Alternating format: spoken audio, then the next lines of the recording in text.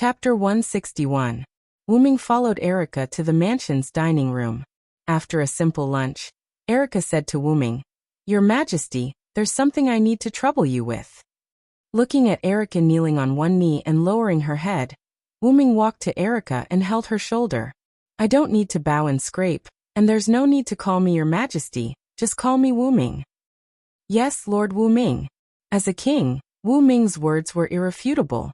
Erica accepted Wyrm's order. Wyrm looked at Erica and continued to ask, "So, what's the matter, Erica?" Erica stood up and said to Wyrm, "Here's the thing. The general of the magic organization I belong to, Red Copper Black Cross, wants to meet you with the higher-ups." Wyrm immediately said impatiently, "If it's the general, it's okay, but the others don't." Huh. Erica didn't expect Wyrm to refuse so quickly. "I know the general of Red Copper Black Cross. That's your uncle, Paul Brantley, right? I've seen his deeds from the information you provided." Wyrm was not idle these days. He asked Erica to provide him with the information about European magic. Erica naturally found a lot of information and put it all in the study room, and all the information was recorded by Collis. Then Wyrm continued, "Forget about the others. It's nothing more than seeing my power. This kind of thing is fine. Even if you don't recognize me, it doesn't matter."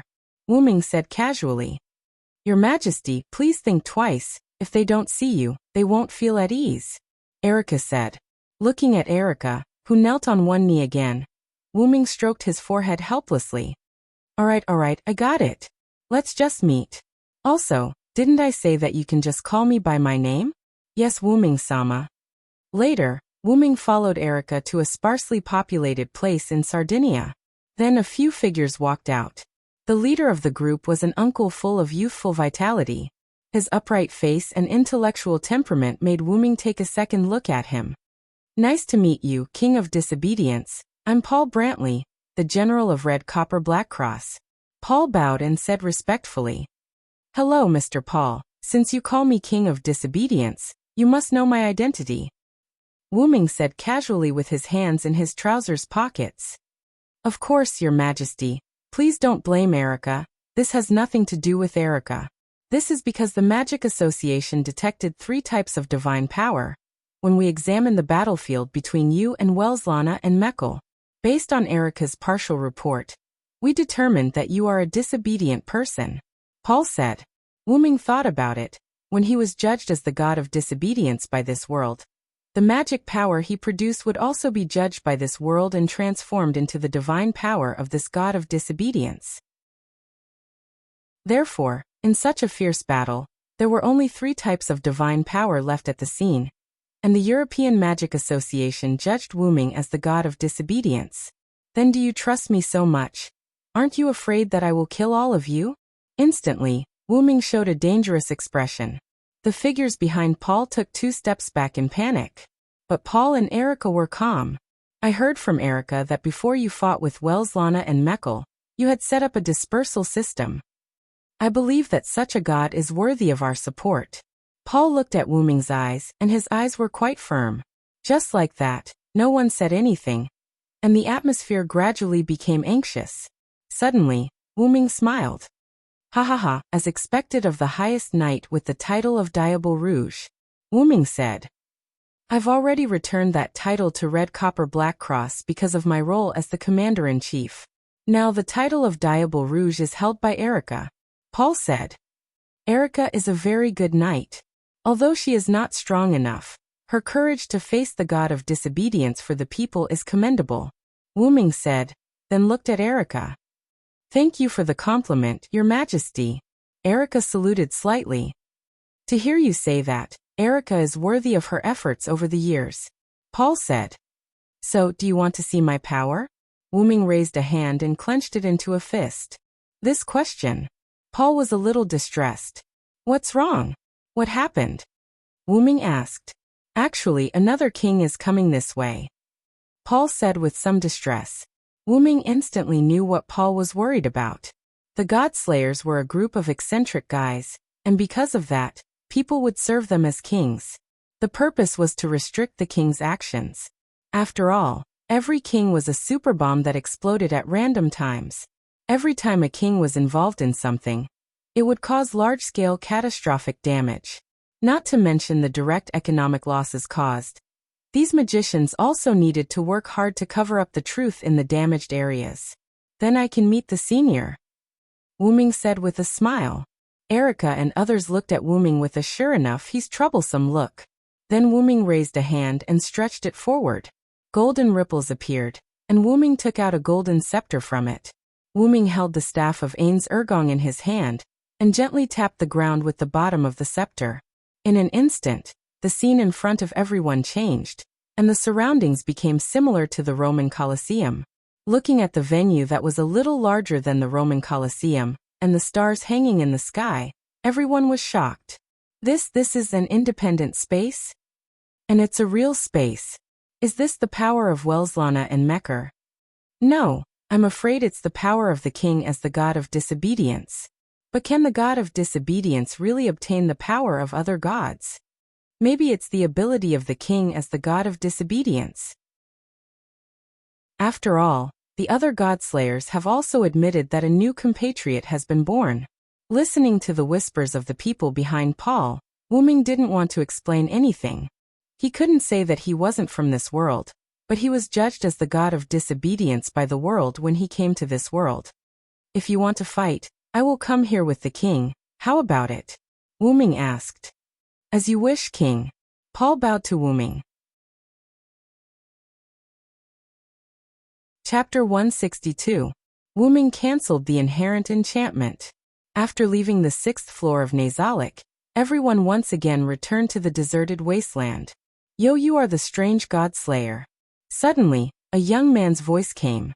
Everyone looked at the source of the voice, and a young man stood there with a long tube on his back. This is Italy's King of Swords, Salvatore Anthony.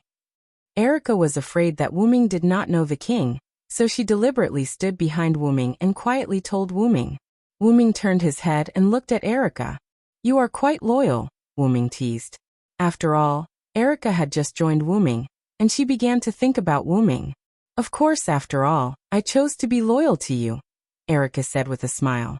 Then you will not be disappointed. Wuming raised an unruly smile again. Minister Salvatore, you are here. Led by Paul, the people of Black Cross and Red Cross greeted Salvatore Anthony. Well, I heard that a compatriot was born here, and it is a compatriot transformed from the god of disobedience, so I hurried over to take a look. Although he said that he came over to take a look, Salvatore's eyes were burning with fighting spirit. So the king of disobedience is you. Salvatore looked at Wuming again. Yes, it's me. Why? Do you want to fight? Wuming said directly as soon as he came up. Wuming saw that Salvatore seemed to be a rather casual person. To put it simply, Salvatore was a fool. Wait a minute, the king of disobedience, didn't you say? A senior executive behind Paul said nervously. Wuming turned his head and glanced at the man. Fong Xian, I won't fight here. With that said, the staff of An Zavulgan in his hand tapped the ground again. Ripples of energy spread out in all directions, instantly enveloping the few people present. The scene changed and several people appeared in the arena that they had just come to. Oh, is this your authority? It's amazing, Salvatore said excitedly. Wuming placed the staff of Anziergen into the golden ripples that appeared behind him, and said to Salvatore, "This is the place where I used to live. How is it? Not bad, right?" "It's more than that. It's so cool," Salvatore shouted. "It's not just here. There's a vast forest outside. If it's not enough, we can go outside," Wuming said as he pointed at the door at the edge of the arena. "No, this is enough." With that, Salvatore took out a sword from the long tube behind him. Wuming gestured for Erica to bring the others to the auditorium. For a moment, only Wuming and Salvatore were left in the huge arena. Wuming looked at Salvatore, who was holding the sword, and looked at it carefully. This was a knight's sword without any special characteristics, but Wuming could feel pressure from it. "So let's get started." As Wuming's words fell, Salvatore activated the power of the word spirit. "Swear the oath here. I won't allow anything that I can't cut to exist. And this sword is an invincible blade that can cut everything on the ground. In an instant, Salvatore's arm turned into a silver metal arm. At this time, even Wuming felt a great sense of crisis. You must not be cut. This was Wuming's instinctive thought. I am the strongest. I will capture all the victors. Humans and demons, all enemies. I will defeat all hostile people. That is why I shall destroy all enemies that stand in my way. Wuming also chanted the words of the authority activation. It's time. Wuming. After speaking, Salvatore instantly rushed at Wuming and slashed with his sword. Wuming quickly moved his body and dodged the blow. Boom. The ground was instantly cut like tofu. I am the strongest, and I hold all the victories in my hands. Be it human or demon. I'm the one who will defeat any enemy that stands in my way. I will destroy any enemy that stands in my way. Giant with supreme divine power, give me your help. The long pointer on the slate in Wuming's heart pointed to the 2 o'clock direction, and the slate depicting the giant that supported the sky glowed. As the giant spirit chanted, Wuming's body was covered with a golden phantom. As if he had tens of thousands of tons of divine power, Wuming suddenly punched at Salvatore. Boom. Salvatore dodged the punch and hit the ground of the arena. Gravel splashed, and the ground of the entire arena was instantly smashed into a spider web. What an outstanding power, Paul exclaimed in the audience. This is Sir Wuming's giant incarnation. It is the result of the combination of Wellislana's authority and Mecker's authority, Erica explained. Knowing that there would be an official magic association to name the Godslayer's authority, Wuming had already told Erica the name of his authority. Wuming didn't want to get any strange names. Hey, if this hits me, it's not a joke. Despite saying so, Salvatore smiled. Your sword is not a joke either, Wuming replied. At this moment, Wuming had an excited smile on his face. Wuming now knew why the Godslayer was called the Demon King and the Problem Child. Although the Godslayer was still human, its essence had changed. It was like a beast. Even the most gentle Godslayer would fight. Once the battle started, the Godslayer would ignore the surroundings and act completely according to his heart. With such a time bomb, it was no wonder that the magicians were in awe of the Godslayer. Although Wuming's root dragon bloodline would not be affected, these authorities had been transformed by Wuming into the accompanying noble phantoms. Therefore, Wuming was also affected. Continue Salvatore. The short needle on Wuming's inner stone plate pointed in the direction of 10 o'clock. Be afraid of those with wings. Evil people and powerful people are afraid of me with wings. My wings will bring you a curse. Evil people can't hit me. After chanting the words again, Wuming's figure disappeared in an instant. Wuming appeared above Salvatore in an instant and gave him a punch. What? Salvatore spat out a mouthful of blood. His body was pressed to the ground by Wuming. Wuming frowned slightly and moved his somewhat uncomfortable body. It seems that the power of the phoenix is not as simple as acceleration. After all, for Wuming, a simple acceleration could not make his strengthened body feel uncomfortable. Afterward, Wuming looked at Salvatore, who had spat out a lot of blood, and asked, So, do you want to continue King of Swords? Chapter 163. The next day, Wuming started breakfast under Erica's greeting. Because of Wuming's special permission, and Erica was not a superficial person, the two naturally ate at the same table. Then, because of the strange atmosphere, Wuming couldn't help but ask, Erica, why are you looking at me all the time? Wuming looked at Erica's sapphire-like pupils. I can't help it. Although I also thought that you, Wuming, could defeat Salvatore, I didn't expect you to defeat him so easily and even knock him unconscious. Wuming couldn't help but remember how Wuming knocked down Salvatore with Giant and Phoenix yesterday. After Wuming asked, Do you want to continue? Wuming found that Salvatore had fainted. After all, Wuming could launch an attack from above. It could be said that he hit Salvatore's head directly. Even the Godslayer could not remain conscious after being hit in the head with tens of thousands of tons of force. Wuming lifted the inherent enchantment, and then a person who claimed to be Salvatore's attendant appeared. Erica told Wuming that this was Andre Rivera, Salvatore's confidant. He had the power of a Grand Knight, and was the only existence who could rebuke Salvatore. In the information provided by Erica, Salvatore had the title of Deacon Wang in the industry. It could be said that without Andre, Salvatore could only be a warrior instead of the leader of the Southern European Magic Association Alliance. After Andre left the words, "Sorry to bother you, King of Disobedience. You will be fine in 2 days. Don't worry." Andre took Salvatore away. Shaking his head, Wuming looked at Erica, who was still looking at him. "You seem to think that I defeated Salvatore very easily, but it's not that simple."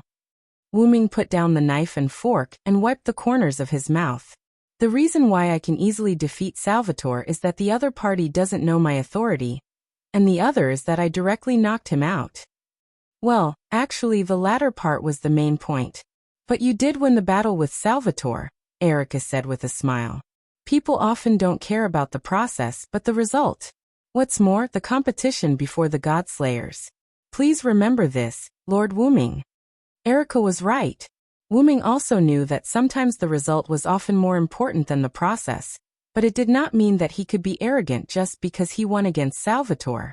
The point is to take him by surprise. There is nothing to say.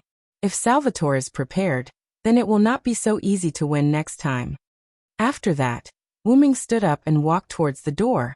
Wuming opened the door. "I'm going out to study authority for a bit. I'll be back in the afternoon." With that, the sound of the door closing could be heard. Wuming took out the staff of Ain's Ergong and entered the enchantment. "Lord Wuming."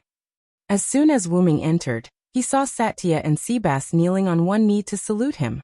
"Aha," Wuming replied. Now Wuming had seen through it. These guardians were loyal to him. Only Demiurgos and Yair Abed could be flexible and would no longer kneel to Wuming. Of course, that was only in informal situations. "I need to test my newly acquired power. Prepare in the arena on the 6th floor." "Yes, Lord Wuming." Because of the enchantment, only Satya and Seabass, who followed Wuming, were here, so some work could only be left to them. Soon Wuming came to the arena. "I am the strongest, the one who holds all victory in my hands. No matter if it's a human or a demon, I will defeat any enemy that stands in my way. Giant with unparalleled divine power, give me your aid."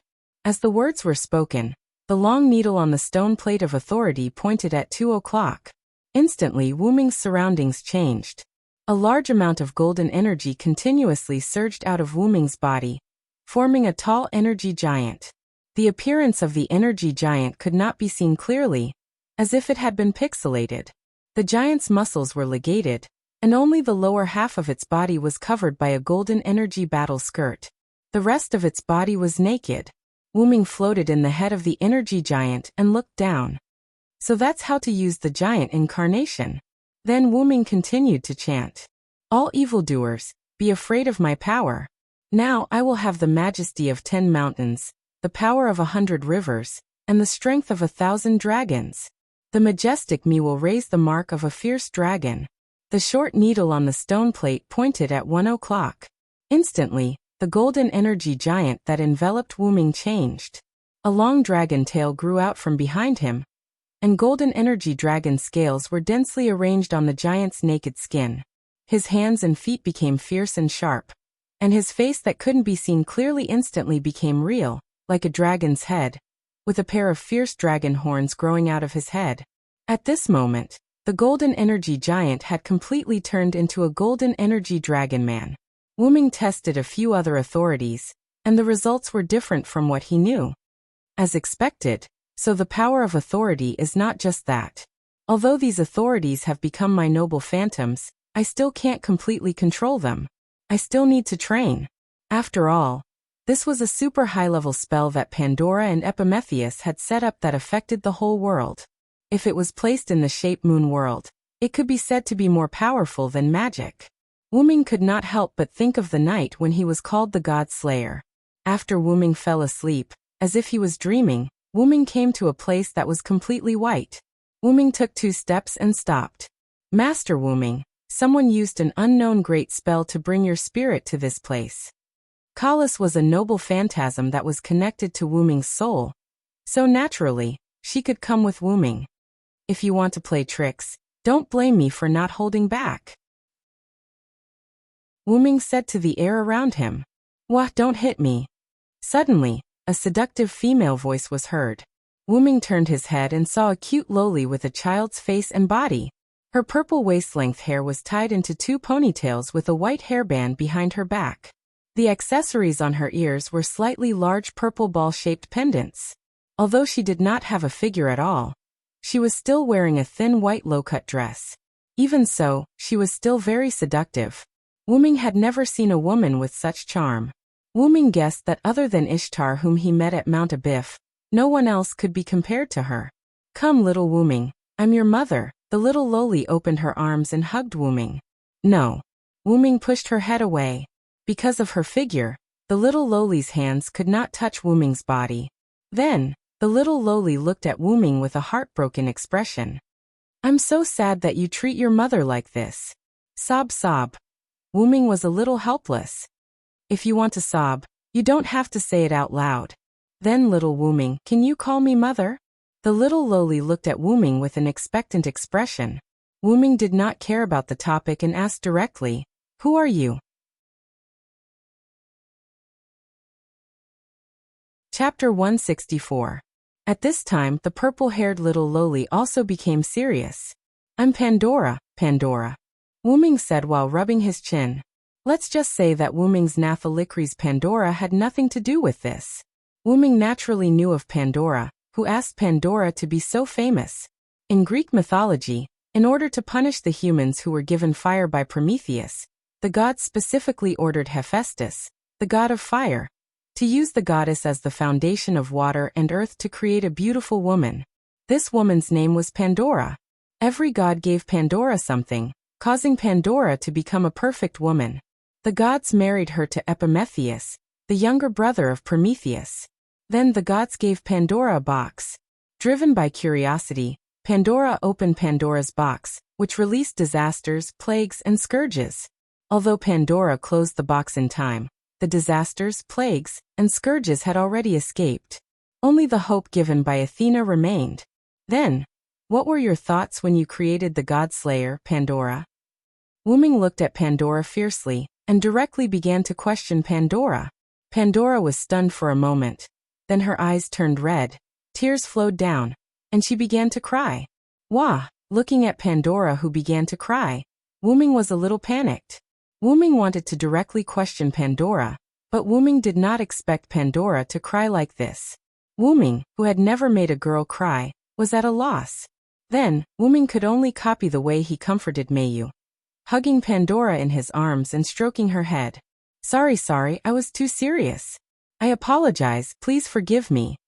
Wuming looked at Pandora, rather sincerely. Pandora also looked at Wuming with tears in her eyes. Then Pandora somewhat choked and asked, Really? Yes, I'm sorry, it's my fault, please forgive me. Wuming hurriedly apologized again. Then Pandora wiped her tears and looked at Wuming with red and swollen eyes. Then can you call me Mom? This. Wuming now felt speechless. In the end, Wuming compromised.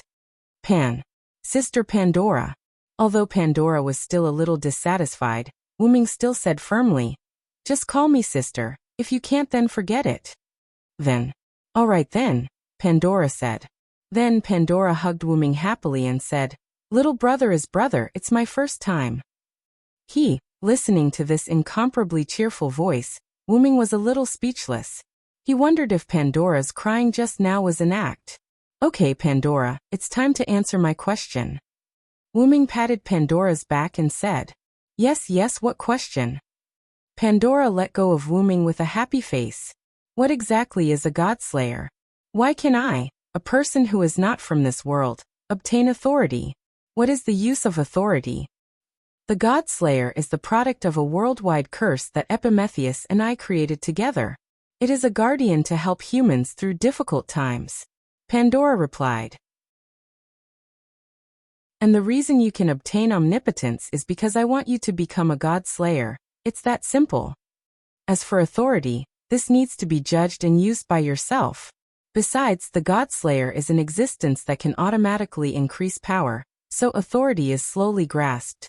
Pandora's face was full of joy as she spoke while swaying left and right. After becoming a god-slayer, Not only will you be immune to attacks below the god level, but you will also have the benefit of automatically increasing your strength. As long as you fight, your strength will rapidly increase. Then Pandora touched Wu Ming's cheek and said, as long as you fight, you will definitely become stronger. Even an ordinary person without any fighting strength will have the will to fight the moment they become a godslayer. You have to cherish this authority well. In order to instill the power of the godslayer into you, I spent a lot of effort. Then Wu Ming's consciousness was sent back to his body. Until now, Wu Ming removed the authority, and the light of the stone plate dimmed. What an irresponsible sister, I haven't finished asking. Then, Wu Ming looked at Sebastian and Zaisha standing beside him and said, you have adapted to the authority. I've more or less adapted to my authority. Sebastian, Zaisha, come with me. Yes, Lord Wu Ming. Yes, Lord Wu Ming. In the outside world, Wu Ming suddenly appeared somewhere with Sebastian and Zaisha. Zaisha, Wu Ming suddenly said. Yes, Lord Wu Ming. Zaisha walked to Wu Ming's side with a charming expression. I have a mission for you, Wu Ming said to Zaisha. Then, Wu Ming had Zaisha lean over, and Wu Ming read the mission to her. Yes, Lord Wu Ming. This subordinate will not let you down. Because Wu Ming's breath touched Zaisha's ear when he spoke, her face was flushed, and she spoke with a trembling voice like a young girl in love. Wu Ming smiled helplessly. I thought that after the sublimation of her origin, Zaisha wouldn't be so. Her personality wouldn't change. Remember, don't kill anyone if you can. Although your weakness has been uprooted, it's still best not to cause trouble. Yes, I understand, Lord Wu Ming. Zaisha bowed, then turned into a black shadow and left. Sebastian. Wu Ming looked at Sebastian. Here. Sebastian placed his right hand on his heart and bowed to Wu Ming. Stay by my side and be my butler. Yes, Lord Wu Ming. Although Zaisha and Sebastian had undergone the baptism of their origin, they did not seem to have changed at all. Zaisha was still wearing her purplish-black princess dress with a cake-like hem. Sebastian was still wearing his black butler suit. It could be said that neither of them had changed in terms of appearance or temperament. However, Wu Ming knew very well that the two of them could no longer be compared to their previous selves. It could be said that Zaisha and Sebastian were the strongest people in Nasalic apart from Wu Ming. Even the uncontrollable hidden trump card of Nasalic, libido, might not be able to defeat Zaisha and Sebastian. That's all for now. I'll bring you to meet my new subordinate. Then, Wu Ming brought Sebastian to the villa provided by Erica. As soon as he pushed open the door, Wu Ming heard an extremely pleasant voice.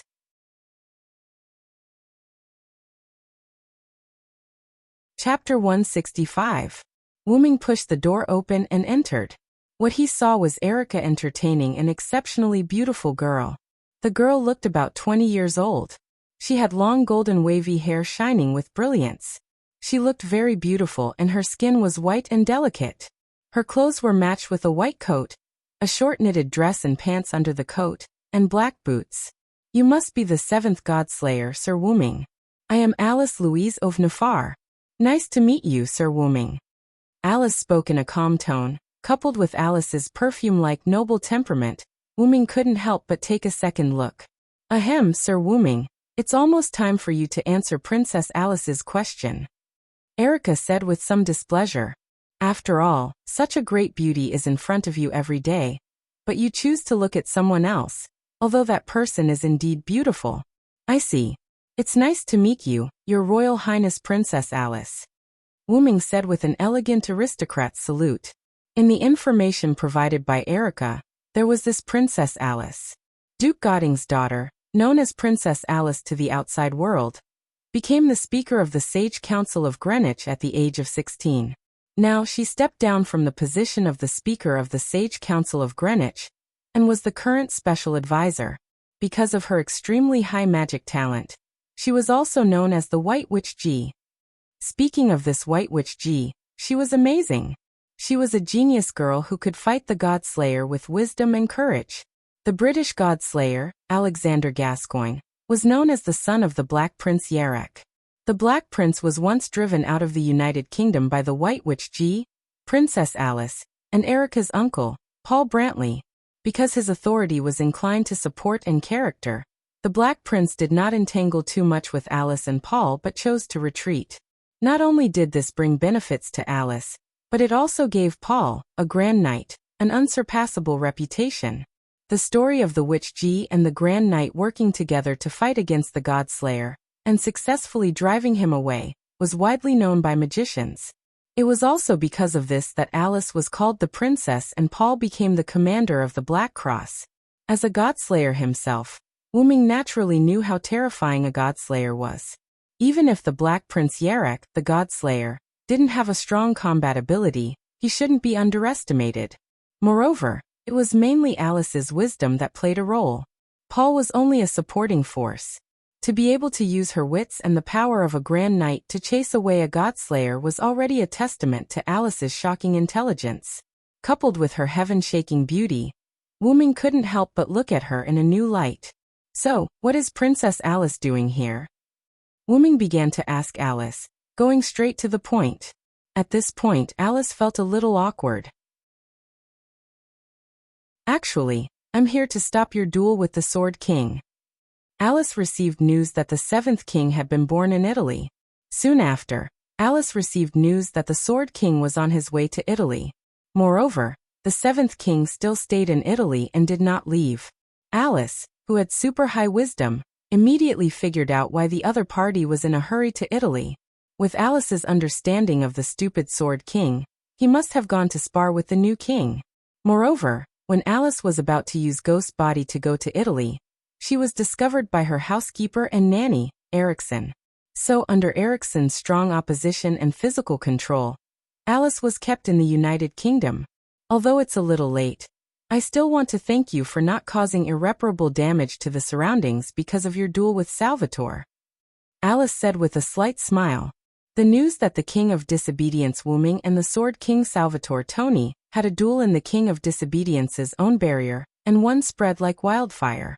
The news was spread by the magicians of the Black Cross, and it seemed that the Sword King also intended to do so. In short, because of the indulgent behavior of the Sword King, magicians all over the world knew that the new king defeated the Sword King. This made Princess Alice, who had just arrived in Italy and Europe from the United Kingdom, very helpless. With the idea that she had already come out, in fact, she was tired of staying at home. And Alice also wanted to see the new king. So the scene of Erica entertaining Princess Alice appeared. Sitting on the sofa, Wyrm couldn't help laughing and said, "So our famous Princess Alice just got tired of staying at home and ran away from home." "No, I didn't run away from home. It's just that Erickson is too strict and keeps me in the house," Alice said with a little blush. In this regard, Wyrm just smiled. "Well, since you are out, please enjoy the outside world. I will let Erica follow you," Wyrm said. Erica asked Wyrm in confusion. "Then, may I ask who this old man is, Wyrm?" In these days of living with Wyrm, Erica had almost figured out Wyrm. It could be said that if she wasn't very sure that Wyrm was indeed a Godslayer, Erica wouldn't believe that the new king had such a good temper. The new king didn't mind at all if she called him by his name. Hearing Erica ask about Sebastian, Wyrm began to introduce him. "This is my butler, Sebastian Dean." Then there was a moment of silence. And Erica asked helplessly. That wasn't what she wanted to know. Alice also had a curious look on her face. "If I have to say, Sebastian is my power," Wyrm said. Wyrm waved at Sebastian, motioning for him to say a few words. "Greetings, ladies. I am Lord Wyrm's butler, Sebastian. Please advise me." Sebastian put his right hand on his heart, and his left hand was close to his trousers, and bowed slightly with a serious face. "Speaking of which, I remember that one also has this kind of tamed monster power," Alice suddenly said. "You must be referring to the Queen of the Faceless, the daughter of the Black Prince Yarek," Erica said. Wyrm also remembered the power recorded in Black Prince Yarek's information. The ability to summon Melusin, the legendary two-tailed mermaid and half-human half-snake goddess, as a tamed monster. The summoned Melusin had her own consciousness because of the goddess herself, so she had high wisdom. That was undoubtedly what Sebastian wanted.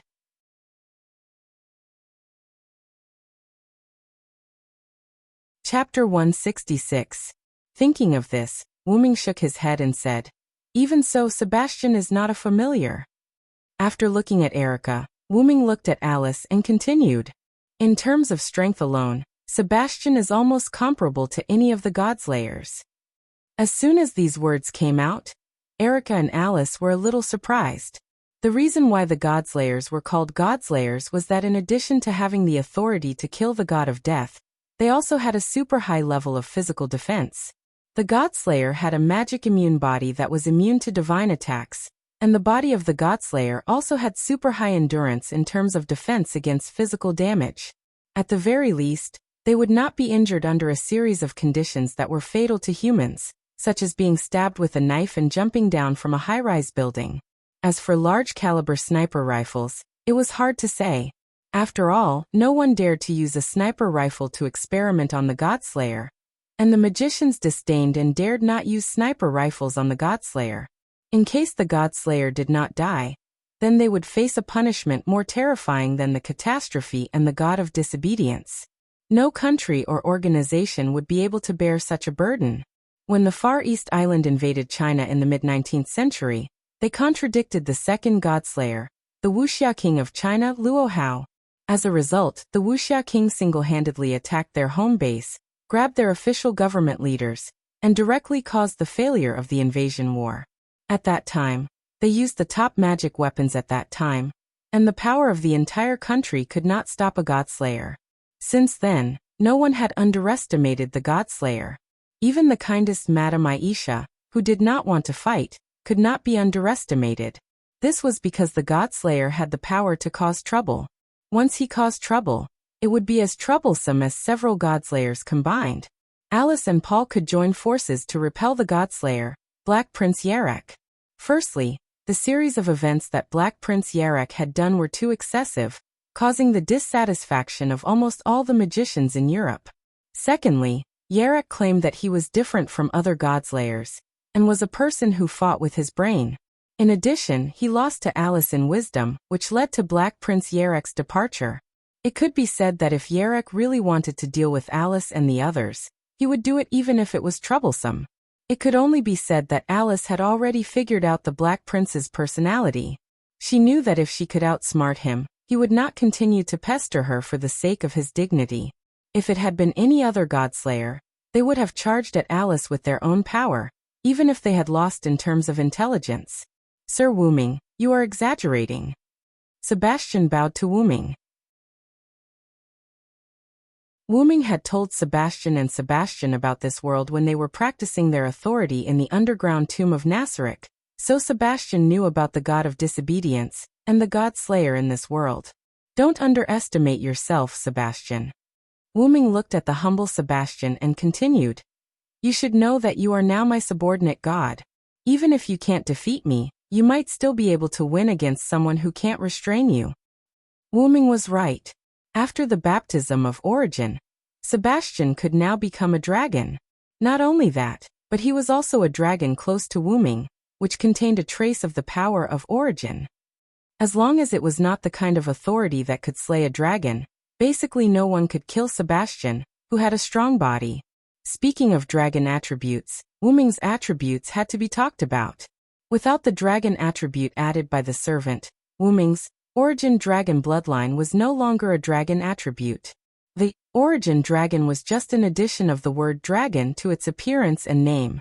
As a creature born from the world's origin, how could there be any power that could restrain it? Therefore, the origin dragon itself was Wuming's greatest advantage. A strong body that surpassed everything else, adaptability from all time and space, and no creature or device that could restrain it.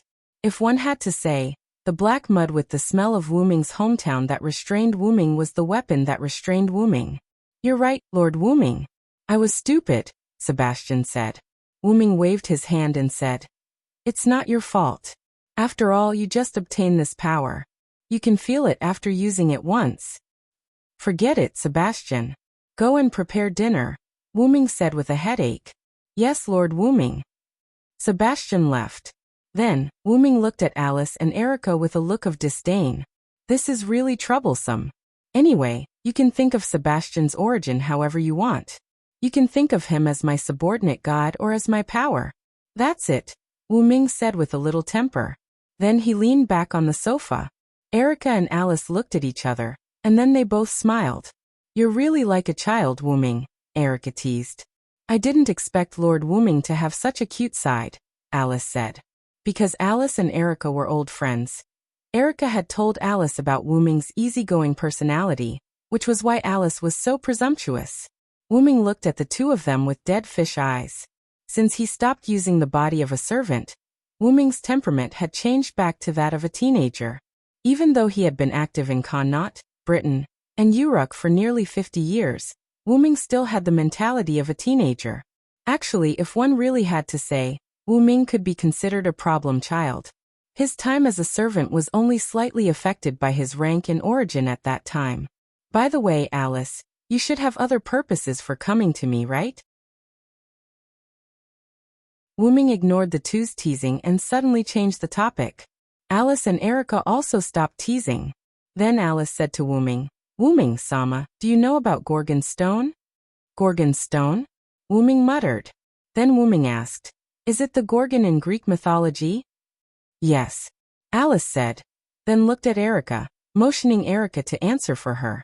Erica nodded and said, this is the case, Wu Ming. Alice once made a prophecy about Gorgon's stone, and the result was not good. When there is no moon and stars, darkness will cover the earth. At that time, human beings will not be able to survive, Erica said.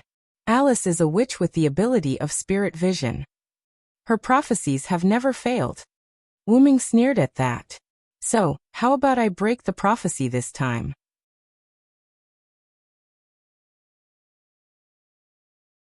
Chapter 167. Judging from the prophecy, this seems to be the power of the god of disobedience.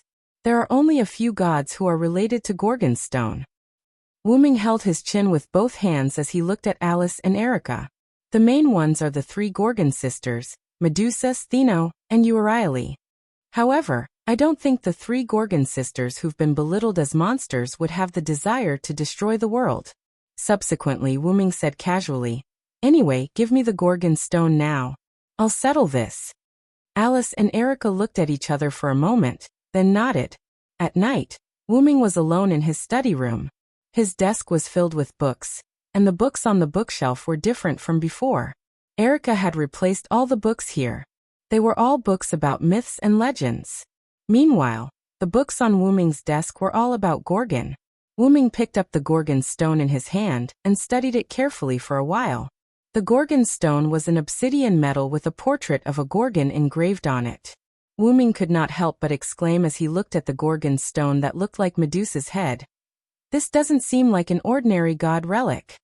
Wu Ming had seen a god relic once before he became a godslayer. It was the young man he had met when he first arrived in this world, the grassy guardian. The slate in his hand was a spellbook, which was a god relic. Wu Ming would not misjudge his senses after becoming a godslayer. Because of that, Wu Ming could clearly sense that the power contained in the Gorgon stone was not as simple as it seemed. Just like the godhead of a god. Wu Ming said calmly. Wu Ming, who had the golden sword, could feel that the power of the Gorgon stone gave him the same feeling as when Wu Ming used the golden sword to cut through Wellislana's godhood. I wonder if the golden sword has any effect on the materialized divinity. Wu Ming stroked his chin and shook his head. I don't dare to do anything. Let's first record the knowledge about Gorgon. Then Wu Ming picked up a book on the desk and opened it, saying, Please call us. Yes, master. The dragon horn on Wu Ming's head flashed, and like a scanner, a golden light shone on the book in Wu Ming's hand. Almost a few seconds later, Callas put away the scanning ray. Master, do you want me to transfer the knowledge to you now? Callas asked. Just transfer it directly.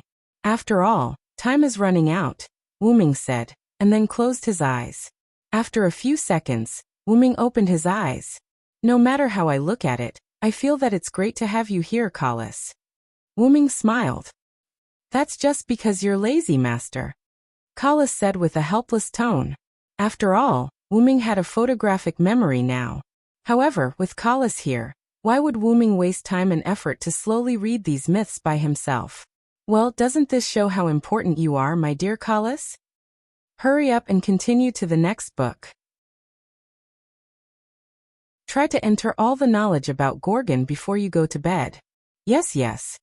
However, no matter how he listened to it, Wyrm felt that Collis's voice had a hint of shyness. Wyrm and Collis kept repeating the cycle of scanning, transferring knowledge, and receiving knowledge. The next day, Wyrm, who was sitting at the dining table, yawned. Erica couldn't help but say, "You didn't really read myths the whole night yesterday, did you?" Erica couldn't help but think of what Wyrm had said after his conversation with Alice and Erica the day before. "Erica, please send the books about myths to my study. Gorgon first, please." Then, Erica complained and contacted the staff of the Black Cross. They removed the historical records and information about European magic in Wyrm's study overnight and replaced them with books about myths. Of course, because there were more books, Erica put many books in other rooms, waiting for Wyrm to finish reading the books in the study before replacing them. Although Erica complained when she contacted the Black Cross, the staff of the Black Cross, including its commander, Paul, said with a smile, "Compared to the other Godslayers, Lord Wyrm is really easy to serve." That's right, as long as he didn't cause trouble everywhere, not to mention all the books about myths.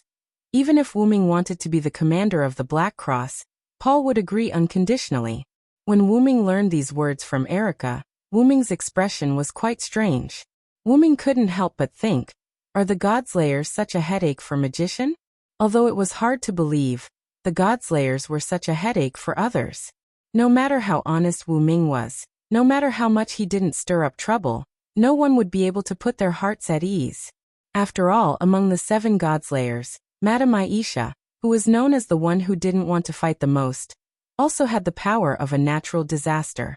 If she was accidentally implicated, she would be even more terrifying than the oldest Godslayer, Marquis Wabin. While eating, Wyrm said to Erica, "It's no big deal. I have Collis. I just stayed up for a short while yesterday." Wyrm had long told Erica about Collis, so Wyrm was not afraid that Erica didn't understand.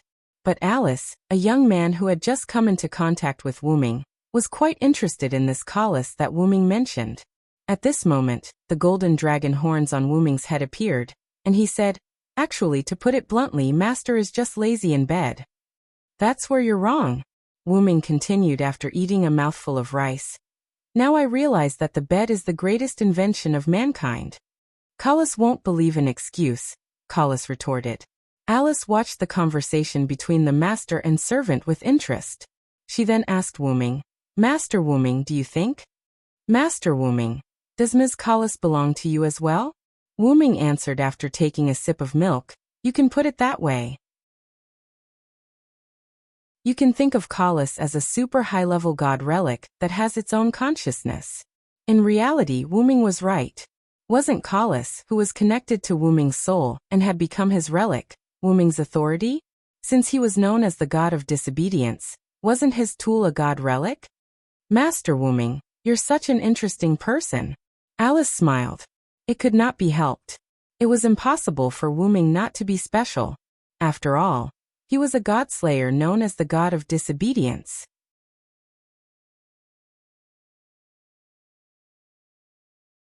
Chapter 168. Wyrm separated from Erica and Alice after breakfast. Wyrm asked Erica to take Alice around Italy, and Wyrm specifically told Erica not to come to him. However, in order to make a fair deal, Erica asked Wyrm, "Please don't involve the people." Wyrm smiled helplessly. "Don't worry, I'm not one of those battle maniacs. When I fight, I forget about the surroundings. Besides, I have an inherent barrier, and I will put the battlefield inside the inherent barrier." Wyrm still clearly remembered Erica's suspicious eyes. After that, Wyrm came to a small island in the Mediterranean Sea. Crash, listening to the sound of the wind blowing the waves, Wyrm couldn't help but breathe a sigh of relief. Then Wyrm took out Gorgon's stone.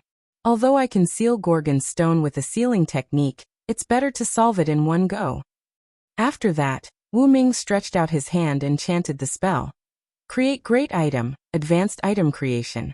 With the condensation of magical particles, a lightning-shaped blue dagger appeared in Wyrm's hand. That was Caster Medea's noble artifact, Rule Breaker. Wyrm gently touched Gorgon's stone with Rule Breaker. In an instant, the banshee's eyes on Gorgon's stone glowed scarlet, and a powerful magical power burst out. That's all right. Looking at Gorgon's stone, which had completely broken the seal, Rosin said. When Wuming got Gorgon's stone, there was a noble artifact seal set by Black Cross on it. Although the seal was broken, it still had some effect. At this moment, in order to avoid trouble, Wuming directly broke the seal. Wuming stretched out his hand again and took out Staff of Anziergen from the golden ripple on his side. He put Staff of Anziergen beside him, and Staff of Anziergen automatically floated in the air, rotating slowly. Next, we just have to wait, Wuming said, sitting cross-legged on the ground and closing his eyes. When it was almost night, Wuming felt that Gorgon's stone began to heat up, which was proof that its owner was about to arrive. Wuming opened his eyes and said, "Is it coming?" Wuming said as he watched the darkness engulf the island like a black cloud. "Is this the starless night?" Wuming broke the seal on Gorgon's stone in the morning. Although he didn't know why the other party chose to do it at night instead of during the day, Wuming could roughly guess. It should be a god related to darkness. Because Wuming was on a small island, there was no landing point other than where Wuming was, so Athena floated in the air. "So it's you, the strange person who has my snake," Athena said. Wuming looked at Athena and couldn't help but smile. She had the body of a primary school student. Short silver hair, black snake-like vertical pupils, a white long-sleeved shirt and a yellow sleeveless sweater, a black short skirt, blue knee-length stockings, brown leather shoes, and a blue braided hat that looked like a beast's ear. No matter how Wuming looked at her, she looked like a cute primary school student. Of course, that was if she didn't have a huge amount of mana. "My name is Athena. You are both my compatriot and my natural enemy. Tell me your name." Athena's vertical pupils stared coldly at Wuming. "Just call me Wuming, Athena," Wuming said with a smile, and at the same time, he released his mana. "You're an interesting fellow. Even though I would like to know why you, who share the same origin as me, would become my enemy, I'll retreat for now since it's you," Athena said as she sensed something amiss the moment Wuming unleashed his magical powers. Then, the darkness around the island began to retreat, and Athena also left in another direction. "I will leave my snake with you for the time being, someone who shares the same origin." This made Wuming a little confused. "It can't be because of my identity as the god of disobedience in this world," Wuming said after thinking for a moment. Although Wuming was still Wuming, Wuming was branded as the god of disobedience when he came to this world. Of course, this brand did not bind Wuming, it just gave him another identity. Wuming did not care at first. But now, it seemed that this identity of the god of disobedience was a little special. Even Athena knew about him. When Wuming released his mana, Wuming saw the expression on Athena's face. It was obviously a look of surprise when she saw someone familiar, or when she knew about Wuming's existence. "Seriously, giving me such a headache every day. Gaia and Alea are like this, even this world without any restraints is like this," Wuming complained helplessly. Wuming could not help but remember that Gaia and Alea created a historical story for Wuming in order to make him a servant of the human faction. That history was not fake, but the restraints threw Wuming into a historical story. To put it bluntly, it was just giving Wuming another identity. Just like Wuming in this world, a stone thrown into the lake would definitely cause the lake to change. Wuming even suspected that this was a collusion between the worlds. Shaking his head, Wuming did not think about it anymore. He put away the inherent barrier in the staff of Anziwergong that he had set up in the outside world. Wuming instinctively opened a portal and walked in. In the villa, Erica and Alice sat on the sofa, drinking their respective drinks and chatting intermittently. "It's already night time, and there's still no news of Lord Wuming," Alice said worriedly. "Wuming should have moved the battlefield to his own barrier, and maybe he didn't come?" Erica said. "By the way, Erica, do you think Lord Wuming can win?" Alice asked. Erica did not care about this and said confidently, "Winning is not a problem." Alice was a little puzzled. Why is Erica so sure? Erica took a sip of coffee and said, "That's because he's the king I have to serve. As a subordinate, how can I not believe in my master?" Alice was a little unhappy. What a cunning answer. Then she said, by the way, Lord Wuming is really miraculous. A disobedient god actually became a godslayer. This is something that has never happened since ancient times. At this moment, Alice was suddenly stunned. Light flowed in her eyes as if she was playing something. Alice? Erica noticed that something was wrong with Alice. She quickly put down the coffee in her hand, stood up, and walked toward Alice. Could it be? Spirit vision has been triggered. Erica was indeed a genius of the Red Cross and Black Cross. She immediately noticed Alice's current state. At this moment, a black-purple portal opened and Wuming walked out of it.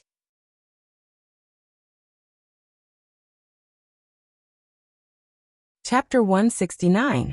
Wuming walked out of the portal and saw Erica standing next to Alice, who was in a daze. What's wrong with Alice? Wuming asked Erica. Erica shook her head and said, she's fine. Alice merely triggered her spirit vision. Spirit vision had two modes, active and passive. The prophecy of the starless moon in Gorgon's stone was precisely what Alice had predicted by activating her spirit vision. Clearly, her spirit vision was passive this time. Wuming walked to Erica's side. Looking at the dazed Alice, he mumbled, is there a new prophecy? It was also at this moment that Alice's eyes regained their luster. This meant that her spirit vision had ended. How is it, Alice? Did something new happen? Erica asked as she bent down in front of Alice as soon as it was over. Alice glanced at Erica, then looked at Wuming. Lord Wuming. Alice looked at Wuming in a daze. Seeing that something was wrong with Alice, Wuming hurriedly shouted, Alice! Alice! As if Wuming had been awakened, Alice's body swayed violently. As if Wuming had short-circuited, Alice's body became unstable, as if she was about to disappear. Just as she was about to fall, Wuming instantly appeared beside Alice and hugged her. Lord Wuming, I'm sorry. It seems that I won't be able to tell you a new prophecy here, Alice said as she lay weakly in Wuming's arms. Is it the side effect of spirit vision that's causing your spirit body to become unstable? Wuming asked. Don't worry. After saying that, Wuming closed his eyes. On the stone plate in his heart, the long needle instantly moved to the 12 o'clock position. It was a mage wearing a long robe whose face couldn't be seen clearly. The stone plate lit up. Then, Wuming seemed to have obtained a supreme divine power. His body flashed with a golden light, and his eyes emitted a golden light. Like a big golden light bulb. Erica and Alice in Wuming's arms couldn't help but squint their eyes. Is this Lord Wuming's power? Alice, who was in Wuming's arms, asked weakly. Yes, this is the mage's incarnation, which evolved from Wuming's youth's incarnation. The young man's incarnation had a powerful power of speech. It could bless human beings, gain power from human beings, and it also had a very important thing, blessing. Naturally, the magician that evolved from the youth also had the ability to grant protection to others. It's coming, Alice. After saying that, Wuming's face slowly moved towards Alice. Wait, no. Wuming-sama. Alice, who had never experienced such a thing, closed her eyes with a red face. Then, just when Alice thought that Wuming was going to kiss her, there was nothing wrong with her lips, only her forehead. Alice opened her eyes and saw Wuming's forehead tightly pressed against hers. Wuming's big golden eyes looked at Alice with a hint of a smile. Alice was a little embarrassed, and her face instantly became more rosy. Focus, close your eyes, I'm going to give you a blessing. Wuming reminded her. Yes. Alice said with a red face. Then Alice closed her eyes and began to receive Wuming's blessing. A steady stream of huge magical power was transmitted to Alice's body through her forehead. In an instant, the magical power was transformed into vitality, replenishing Alice's weak body. Alice felt as if she was soaking in a hot spring. Her surroundings were filled with warmth, and gradually, Alice had the idea of falling asleep. After Wuming felt that it was enough, his forehead left Alice's forehead, and removed the mage's incarnation. Looking at Alice, who had a happy smile on her face and closed her eyes, Wuming patted Alice's cheek and said, Wake up, don't fall asleep. Alice suddenly opened her eyes, looked at Wuming with some embarrassment, and said, Sorry, Lord Wuming, the feeling just now was too comfortable, and I accidentally indulged in it. Wuming was a little curious, and then said, "Was it that comfortable?" After all, this was the first time Wuming used the power of blessing on others, and he was not very familiar with it. Maybe my divine aura was mixed in. Wuming thought so. Then Wuming continued, "Because your body is not your real body now, I did not give you too much blessing. This blessing can last for about 7 days, and it can be said that there is no problem at all to maintain your ghost body." "Thank you very much, Lord Wuming." Alice smiled sweetly and looked at Wuming. Wuming shook his head, indicating that there was no need to be so polite, and then continued, "In a few days I will go to England. At that time, I will personally add a longer blessing to your body. I believe that if this is the case, you should be able to use your own body to walk around, and you don't need the ghost body." Wuming's words made Alice fall into deep thought. Being able to walk freely in various areas was something that Alice had never thought of. After all, Alice's body was weak because of the negative effects of her powerful talent. This was not a disease, and it was basically untreatable. Just as Wuming looked at the pondering Alice, the person next to him was a little unhappy about being ignored. "I say, it's about time for you to let go," Erica said with a fake smile, but everyone could hear the anger in Alice's voice. At this moment, Wuming and Alice realized that the two were still hugging each other. "Ah!" Alice screamed and quickly broke free from Wuming's 2 big hands.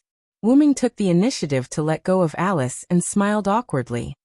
"Ahem, although Your Highness Alice's body is fine, your spirit hasn't fully recovered. Your Highness Alice, would you like to take a rest?" Erica said after coughing. Spirit vision consumed not only magic power, but also the caster's spirit power. This was also the reason why many witches fainted after divination. It was because the things they prophesied were too huge. The huge here didn't refer to the body, but to the status. Wuming also nodded in agreement, then looked at Alice. Alice shook her head and said, "I'm fine. I think it's better to tell Lord Wuming the new prophecy as soon as possible. And after Lord Wuming added a blessing to me, I feel unusually excited. I don't feel the fatigue from using spirit vision at all." With that, Alice jumped up and down like a little girl to show that she was completely fine. Seeing that Alice had said so, Wuming and Erica didn't insist.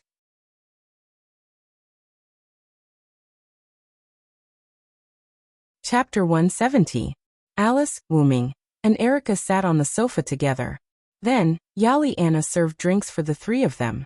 Wuming and Erica both looked at Alice quietly, waiting for her to say the prophecy.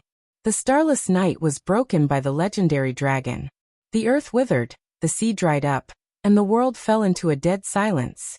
The divine saber and the holy sword collided, and the hero and the demon king confronted each other. Alice said, "I saw a brave man with a divine sword and a demon king with a holy sword in Japan. Every blow had supreme power. The sky was torn apart, the earth was torn apart, and the sea was burned to dry up." As if she had remembered the scene she saw in the prophecy, Alice's body trembled a little as she said. Wuming grabbed Alice's hand. As if she had found a life-saving straw, Alice calmed down. "Don't think about that for now, Alice. You saw a scene that was too long in the timeline or too high level. It's not something you can bear right now," Wuming comforted her. Then Wuming, Alice, and Erica began to think about the meaning of this paragraph. Let's see how the legendary dragon broke the starless night. The starless night should refer to Athena.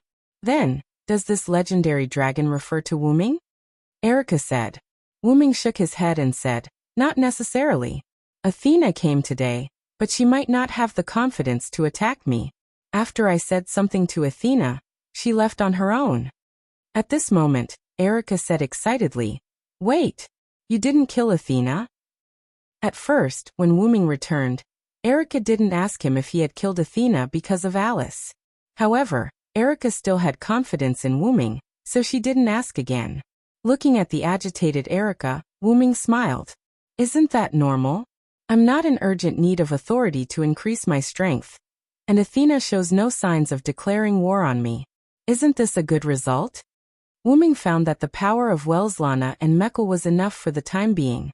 It should be said that even if it was only Welslana's power, After being sublimated into Wuming's noble phantasm, Wuming could be regarded as an existence that could do whatever he wanted. As such, there was no need to overly pursue power. Wuming was an origin dragon. As long as he was accelerated by external forces, or waited until he reached adulthood, Wuming's power would naturally undergo a qualitative change. Pursuing power was nothing more than an act of Wuming to protect himself during his childhood. There was no need to overdo it. Erica sighed and said unhappily, "Forget it. You're the king. You call the shots." Looking at the unhappy Erica, Wuming comforted her. "Don't worry, Athena is now lacking a divine spark. Even if she stays on the ground, it won't affect time." Alice covered her mouth and laughed. "Lord Wuming is really magnanimous. This is called confidence." Wuming shrugged. "Ahem. So if the legendary dragon isn't Wuming, then who is it?" Everyone pondered. The legendary dragon should be referring to myself. Breaking the starless night shouldn't be referring to what happened today. After all, Athena retreated of her own accord and didn't fight. At present, the Gorgon stone is still in my hands. The legendary dragon breaking the starless night is likely to happen in the future. Wuming thought. Let's not talk about this for now. Have you noticed that the demon king with the holy sword is likely to be the god slayer?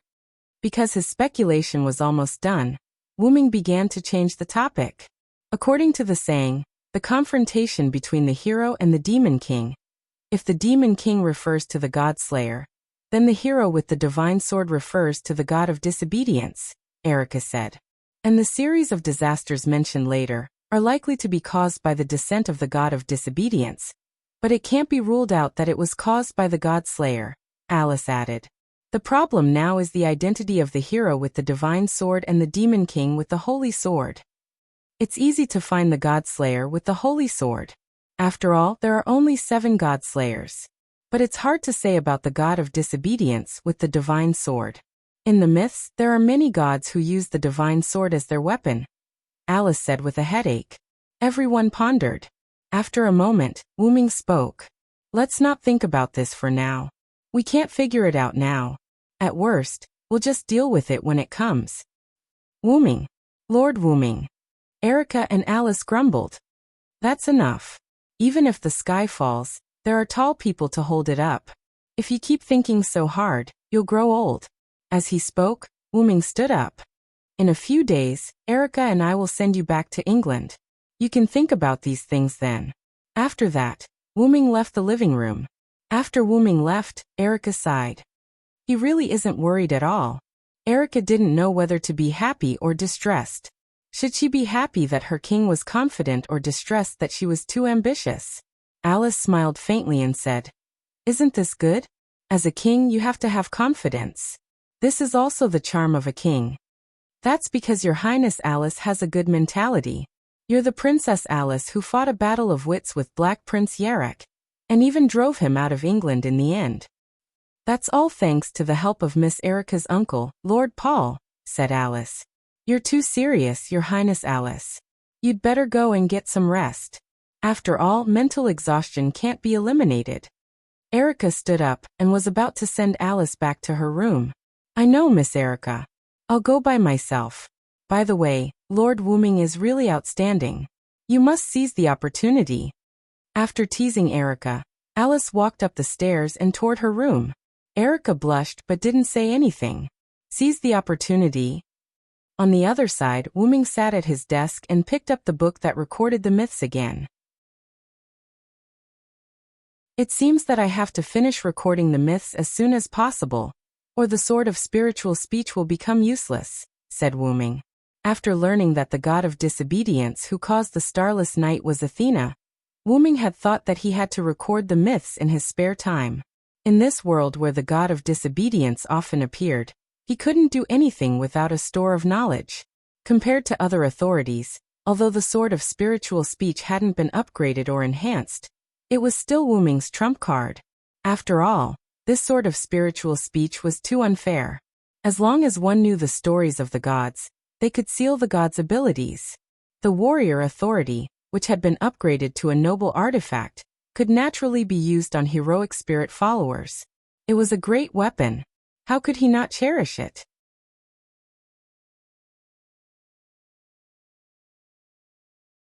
Chapter 171.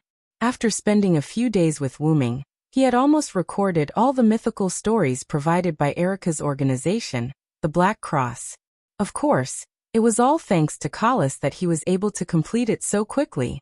Wuming lamented more than once about how right he had been to ask Zelik for the most advanced magic suit.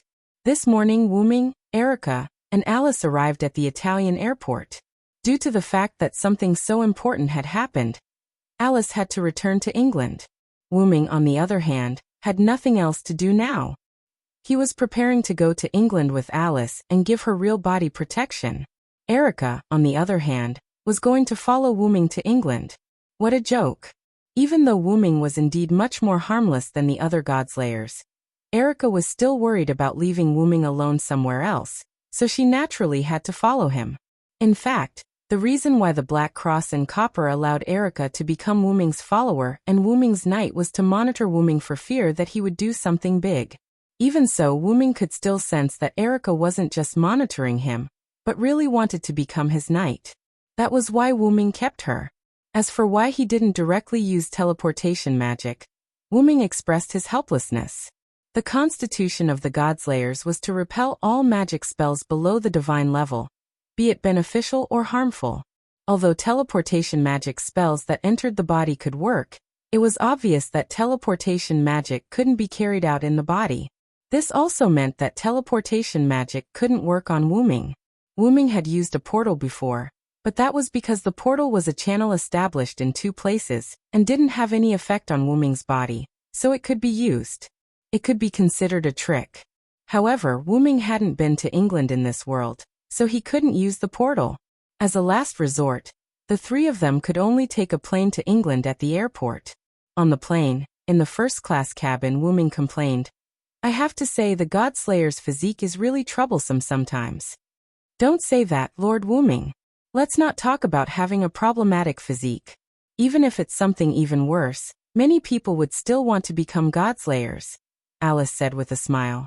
"Seriously, Wuming, you should be content. You're now one of the only 7 kings in the world," Erica complained. "That's true. Lord Wuming, you should be content." Alice and Erica both laughed. However, Wuming stared at Alice. What's wrong, Lord Wuming? Why are you looking at me like that?" Alice blushed a little, her hands clasped together awkwardly. "It's nothing. I just feel that Alice is really beautiful now." Wuming smiled. "Huh, why? Why do you say that, Lord Wuming?" Alice blushed slightly as she spoke with some shyness. "Because you're very similar to a friend of mine," Wuming said. "Rather than a friend, she's more like a confidant. Her smile is very beautiful. Every time I see her smiling face, my heart feels as if it's being cleansed," Wuming said with a nostalgic expression. Wuming thought of Jeanne d'Arc. Alice was just like Jeanne d'Arc. She was calm, peaceful, and beautiful. "Is that so? Then I'm honored," Alice said with a smile. As for why Wuming did not feel this way when he faced Erica, it was because he was reminded of Erica Ainsworth. Moreover, Erica gave Wuming the impression that she was a strategic-type knight. That's right, she was like a cunning vixen. Erica suddenly looked at Wuming. She narrowed her eyes and said, "I have a feeling that you're thinking of something rude, Wuming." "How? How is that possible? It's just an illusion." Wuming smiled awkwardly.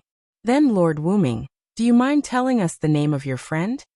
Alice also wanted to know more about someone who could be called a friend by Wuming, who was both the god of disobedience and the god slayer. Erica also looked at Wuming curiously, hoping that Wuming could answer. Wuming naturally would not dampen their spirits. Therefore Wuming said, "Her name is Jeanne." "Jeanne?" The 2 girls were somewhat confused. After all, this name sounded like the name of an ordinary girl. However, with Wuming's identity, could the girl he befriended, and even the girl who was his confidant, be an ordinary girl? Obviously, it was impossible. While the 2 girls were puzzled, Wuming added, "Also known as Jeanne d'Arc." "Jeanne d'Arc?" The 2 girls exclaimed in surprise. When Wuming said this, the 2 girls understood. Although the name Jeanne Arc sounded like an ordinary girl's name. If there was a famous Jeanne d'Arc, it would be her. Could it be the Saintess of France, Jeanne d'Arc? Erica asked. Alice also looked at Wuming with concern in her eyes. Wuming nodded with a smile and said, although she is France's Jeanne d'Arc, she has always denied that she is the Saintess. Ever since I led the people to war, from the moment I raised the flag, my hands have been stained with blood. This is what she once said to me. Because Jeanne d'Arc was canonized hundreds of years after she was executed, logically speaking, she should not have said such a thing. But after all, Wuming's origin was mysterious, so the two girls did not ask how Jeanne d'Arc knew that they were the Saintess. Then, with the feeling of the plane sinking, the three knew that they were about to arrive in England, so they did not discuss anything else. After getting off the plane, a tomboy walked towards the three of them. Looks like someone is here to pick me up. Alice smiled. The tomboy in front of Alice walked over and said to Wuming, you must be the king of disobedience, Lord Wuming. I'm sorry for the trouble my young lady has caused you. Erikson bowed to Wuming apologetically. That's not the case. I actually quite like Alice, Wuming said politely. Erikson seemed to have understood something, and his pupils shrank. Then he said, although I am very happy that Lord Wuming and Miss Alice got married, now is not the time to celebrate. Marquis Wyrm is here. Marquis Wyrm. Alice and Erikson were shocked. Wuming frowned and thought for a moment before saying to Erikson, he's here to see me, right? See you? Lord Wuming. Erikson and Alice were both confused. After all, Wuming and Wyrm did not have any direct contact, so logically speaking, the two of them should not be related. Alice thought of something and quickly said, could it be the Gorgon stone?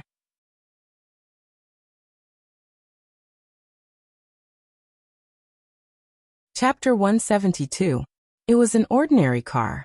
Erikson was in the driver's seat, Alice was in the passenger seat, and Wuming and Erica were in the back. After a simple explanation of the situation, Erikson brought the three of them into the car. No one spoke in the car. Firstly, it was because of Marquis Wyrm. Secondly, it was because of the oppressive atmosphere. Going back to the topic Alice had mentioned earlier, Wyrm was here for the Gorgon stone. After all, with Marquis Wyrm's personality, it was very likely that he was here for the Gorgon stone, which could attract the attention of the god of disobedience. But, even though it is very likely that Wyrm is here for the Gorgon stone, it is also possible that he is here for me, Wuming suddenly said. Wuming looked around at Erica and Alice and continued, you have to know that even though I am a godslayer, I am still a god of disobedience. Erica and Alice instantly understood when Wuming said this.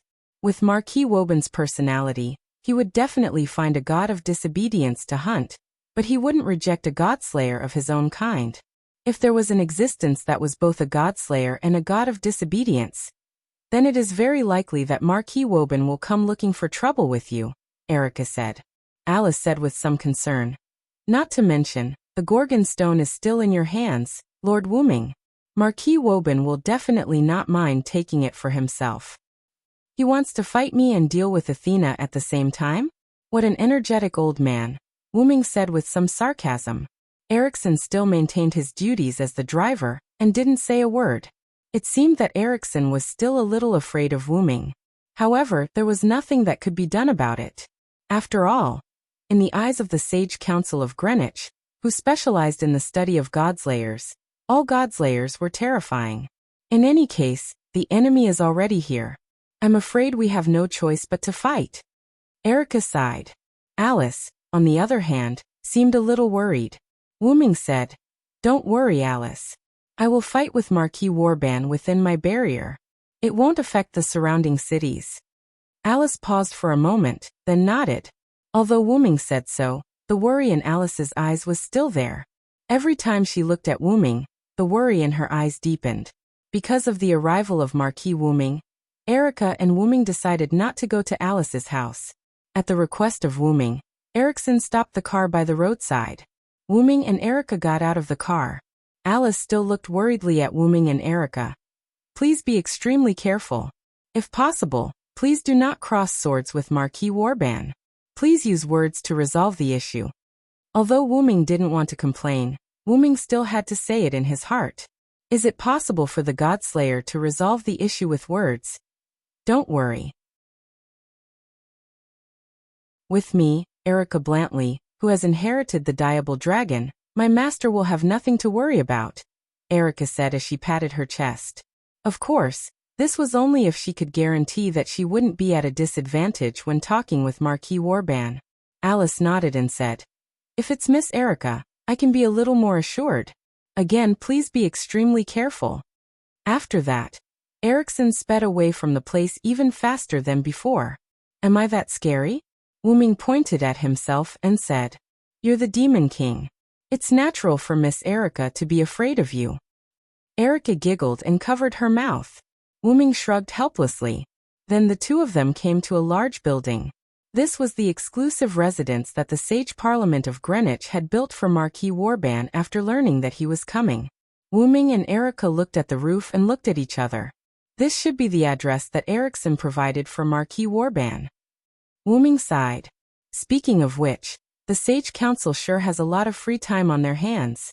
They actually built such an exclusive residence for the Godslayer that's about to arrive. It's so grand that I feel bad about destroying it, Wuming continued. Erica looked at Wuming helplessly and said, That's because Marquis Wyrm is a veteran Godslayer who has been famous for a long time. Even the Sage Parliament of Greenwich, which specializes in investigating Godslayers, doesn't know the number of his powers and the specific abilities of his powers.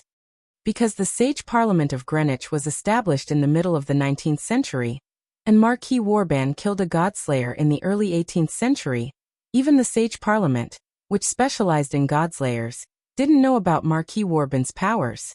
You must be careful, my lord. Don't worry. Even so, I don't think I can lose. After all, I'm the master of the Red Devil, Diable Rouge, Wuming joked. As expected of my lord. This is a master worthy of my service. The corners of Erica's mouth curled up, revealing a brilliant smile. Then let's go. Let's meet this old man. With that, Wuming and Erica stepped into the large building. At the top of the building, a tall and thin old man in a black trench coat was sitting on a throne. A magic array was engraved in the center of the hall, and a girl with long chestnut-colored hair and white ceremonial robes knelt in the center of the magic array. Beside Marquis Wyrm stood a mage who looked like a corpse and whose face couldn't be seen clearly. He held a crystal ball in his hand and placed it in front of Marquis Wyrm. Looking at the crystal ball in front of him, Marquis Wyrm's lips curled up into a smile. His emerald-like vertical pupils exuded a wolf-like gaze. Marquis Wyrm looked at the Caucasian girl with the silver-white ponytail who was half-kneeling with her head lowered. The young girl was wearing a black military uniform with yellow edges. She had a blue-gray striped shawl draped over her shoulders, a matching short skirt, white knee-high socks and brown high boots. Her silver-white hair was tied into a high ponytail with a thin blue thread. The young girl seemed to be full of exotic charm. Now is the time to show your strength. Don't disappoint me, Liliana Kranikar. Liliana lowered her head even more and said, Yes, master. I won't disappoint my lord. With that, the girl called Liliana left. It seemed like she was going to stop Wuming and Erica. Marquis Wyrm looked at the crystal ball with joy and said, Let me see how you, the god of disobedience and the Godslayer, can break through my servant. Let's use your strength to prove whether or not I need this witch. With that, Marquis Wyrm's wolf-like green eyes looked at the girl in ceremonial robes kneeling in the center of the magic array. God, the girl prayed.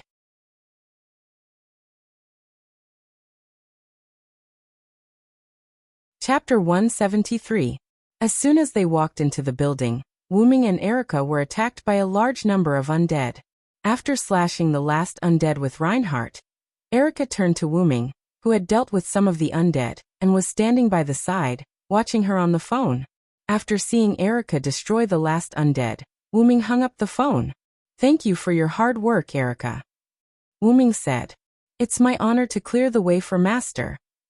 Erica said with a charming smile. That may be the case, but these undead are all at the level of Grand Knights. Nominally, they are the strongest fighting force below the Godslayer. Wuming was right. Each of these materialized undead had the power of a great knight, which was the highest level below the Godslayer. Erica, who was only 16 years old, had reached the Great Knight level at this moment. Because of her loyalty to Wyrm, she received the title of Red Devil. The reason why she was said to be the strongest combat power below the Godslayer was that there was now an additional level, Paladin. The former Red Demon Diable Rouge, Erica's uncle Paul Brantley, who fought against the Black Prince Yarek with Alice, was promoted to a Paladin because of his deeds of fighting against the Godslayer. Because Paul's level had reached the highest Great Knight level, and above that was the Godslayer. Therefore, Greenwich's Sage Council updated a new level Paladin. It could be said that the level of Paladin was specially set up for Paul. As for who else would resist the Godslayer in the future, maybe they would also be promoted to Paladin.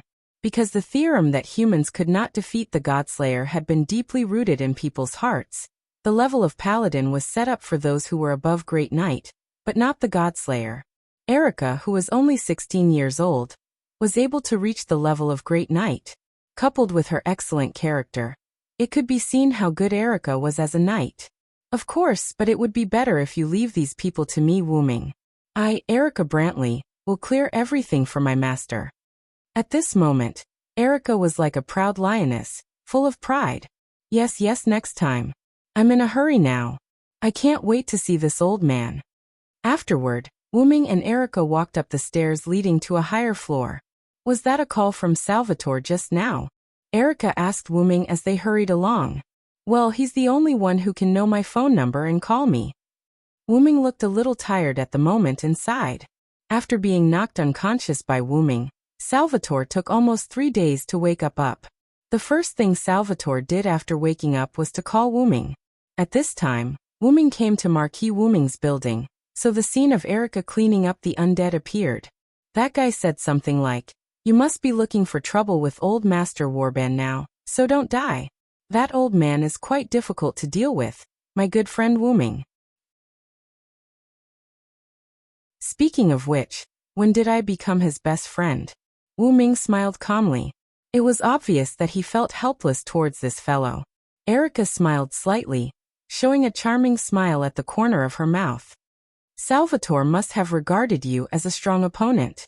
You should know that Salvatore is an idiot in all aspects except swordsmanship. Since he can remember your name, Wyrm, it means that he has regarded you as a strong opponent. In fact, Erica was right. Salvatore was knocked unconscious in a few moves. Although there was a certain degree of luck and the other party was not familiar with Wyrm's ability, Salvatore thought that a loss was a loss. As a result, Salvatore remembered Wyrm. I wanted to ask him if he knew about Marquis Warband's authority. As a result, this guy said, "How can I remember this kind of thing? Just hit him." I don't know what to say. Wyrm sighed again. I'm also a fool for counting on that idiot. Erica smiled. Wyrm is more like a human than the god of disobedience and the Godslayer. Wyrm could not help but think of his previous life. If Wyrm was not picked up by the old dean, who knows what he would have become now? He might become even weirder because no one took care of him, and he would look down on humans completely. Because of this, Wyrm respected the old man who had passed away the most. Wyrm was indeed a problematic child. Wyrm could not despise humans now, thanks to the people Wyrm met. Wyrm's second most respected person and his skills mentor. Wyrm was naturally very important to Wyrm. Ireland, Britain, Uruk, Nasalik, France and Toki City, Japan. Wyrm recalled the lands he had experienced and the various people he had met. Thinking of this, Wyrm was in a much better mood. Even the desire to fight with Marquis Warband had lessened a lot. That's because I have a bond. Looking at Wyrm, who was smiling particularly brightly, Erica was also stunned for a moment. Then she smiled as well. Then can I also be a part of it? Wyrm smiled and did not answer. Erica, on the other hand, saw the answer in Wyrm's eyes. For some reason, the other party did not stop them at all. Wyrm and Erica did not encounter any enemies along the way. In the end, when Wyrm and Erica were about to reach the top, a young girl walked out of the darkness. So it's you, Lily. It seemed to be someone Erica knew. Seeing that she had taken out a silver military knife, Wyrm did not say anything and continued to walk to the top. I'll leave it to you, Erica. Yes, my lord. Erica watched Wuming leave before looking at Liliana. It's really fate to meet you here. I thought the rumors that you went to Marquis Warbin's place were false. Liliana looked at Erica with a serious expression. Holding the silver military knife in her hand, she said, "There's no need to catch up. I've received Marquis Warbin's order to stop you. Although I can't stop the advance of the King of Disobedience, I can stop your advance." As she spoke, Liliana's military knife began to glow. Is that so? Then let's try it. Erica held the thin sword and placed it in front of her. Then she continued. It's time for a duel, Lionheart, Coeur de Lion. My wings become the steel of the phantom blade. Silver Master Craftsman Il Maestro, grant me strength. As two prodigies of two Italian magic societies and the attendants of two kings, Erica and Liliana began to fight for their respective masters. At the top was an empty hall. In the center of the hall was a complicated and precise magic array. In the center sat a young girl with long chestnut-colored hair and ceremonial robes. In the center of the hall, a thin but shrewd old man sat there. Wu Ming slowly walked to this floor, as if he was taking a leisurely stroll. In the darkness, Marquis Warbin's green vertical pupils exuded a cunning gaze. His gaze was fixed on Wu Ming. Wu Ming looked at Warbin. Neither of them spoke.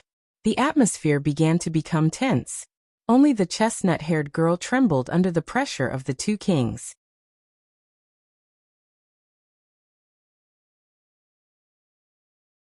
Chapter 174. After about 10 minutes of stalemate, Marquis Warbin spoke first. I didn't expect the god of disobedience to become a godslayer. This is something I have never encountered in the past 300 years. Warbin's voice sounded a bit old. He was an old man with a story, but Wu Ming didn't care about that. Now I'm a godslayer. Let's not talk about the identity of the god of disobedience. Warbin, you came to England to find me, right? Wu Ming crossed his arms in front of his chest with a calm expression and a smile on his face. Of course, otherwise, I wouldn't have brought this witch all the way from Japan to England. I am very interested in the Gorgon Stone and the fact that you are a godslayer, but I didn't expect you to come to me on your own accord. However, this saves me a lot of effort. The green light in Marquis Warbin's eyes shone even more brightly. Warbin said and looked at the girl in the center of the magic formation. Wu Ming also looked at the witch. Generally speaking, the Yuan witch was the descendant of the god ancestor. Those girls would be given the highest level of Yuan witch, and generally, they would have the special skill spirit vision. Alice, who possessed spirit vision, was also known as the witch concubine. However, Alice was more like the witch Yuan, an extension of the witch concubine. These magi all relied on their own cultivation to obtain their spirit vision, so their spirit vision was much more powerful than those who were born magi. Just like Alice could see the future for a long time, the witch kneeling in the magic formation couldn't see the future too far away like Alice. But this kind of witch had other functions, such as summoning the god of disobedience. Do you want this witch to use Gorgon Stone to summon the god of disobedience? Wu Ming continued, judging from the level of this magic formation, and the number of people who can summon the god of disobedience, once the summoning ritual is successful, this witch's life will be gone. Wu Ming's words caused Miss Witch, who was inside the magic array, to shudder. However, Wu Ming noticed her shudder. It seems that our Marquis Warbin did not inform this young lady of the consequences. Of course. Marquis Warbin stood up and continued, it's just a human. If it's broken, we can just replace it. The words of the Marquis caused Witch Yuan's heart to sink. She no longer had any hope of being rescued. After all, there were two demon kings here. Is that so, Wu Ming? Looks like you can't understand the meaning of human existence after becoming a godslayer, Wu Ming said sarcastically. Then, I'll take back my words. Wu Ming walked towards Miss Witch. Today, I'll fight you as the god of disobedience, Warbin. Wu Ming stood in front of Miss Witch, protecting her. Then Wu Ming looked at Wu Ming. Let me once again carry out my identity as the god of disobedience and protect the humans. Then as the god slayer, I'll kill you who protects the humans. At this moment, Both the god of disobedience and the godslayer burst forth with their magic power. A massive pillar of magic power materialized above Wuming and Wyrm, breaking through the ceiling. Miss Witch recovered from her despair and looked at the god of disobedience and the godslayer standing in front of her with a trace of doubt in her eyes. The undead king's nest of darkness, the land of the opposite sex, the home of absolute evil. Wuming took out the staff of Anziergen from the golden ripples and began to chant an incantation. Marquis Wyrm looked at Wuming with interest and did not choose to stop him. Show thy 10-layered barrier, and seize the enemy who dares to provoke me. Anziergen slammed the staff of Anziergen on the ground. In an instant, Wuming and Wyrm's vision turned white. When his eyes took in the scenery once more, Marquis Wyrm found himself on a sparkling, boundless ice plain. Oh, this is interesting, really interesting. The god of disobedience. Marquis Wyrm became excited and began to laugh loudly. Suddenly, a piercing cold wind began to blow. This feeling. I haven't felt this feeling of death for a long time. Ha ha ha. Feeling the cold wind gradually blowing around him, Marquis Wyrm laughed happily. It was obvious that the cold wind could cause harm to him. For the bored Marquis Wyrm, that was exactly what he was looking for. Wuming looked at Wyrm, who was covered in a layer of frost, but he did not show any complacency. As the one who controlled the inherent barrier, Nasarik's fifth ice layer appeared in front of Nasarik. Although the god's layers had extremely terrifying magic resistance, the essence of the inherent enchantment was a secret technique that allowed the spiritual world to invade the real world and drag the people around it into the spiritual world. Therefore, the inherent enchantment was effective even against the god's layers. Of course, in the eyes of Miko, Wuming and Wyrm disappeared in an instant. The fifth layer of Nasalik had a passive effect that continuously froze the intruder, and that effect ignored the enemy's defense. When the Crusade team invaded Nasalik, because they had items that could resist this effect, or they relied on their level to directly pass the fifth layer did not stop many enemies.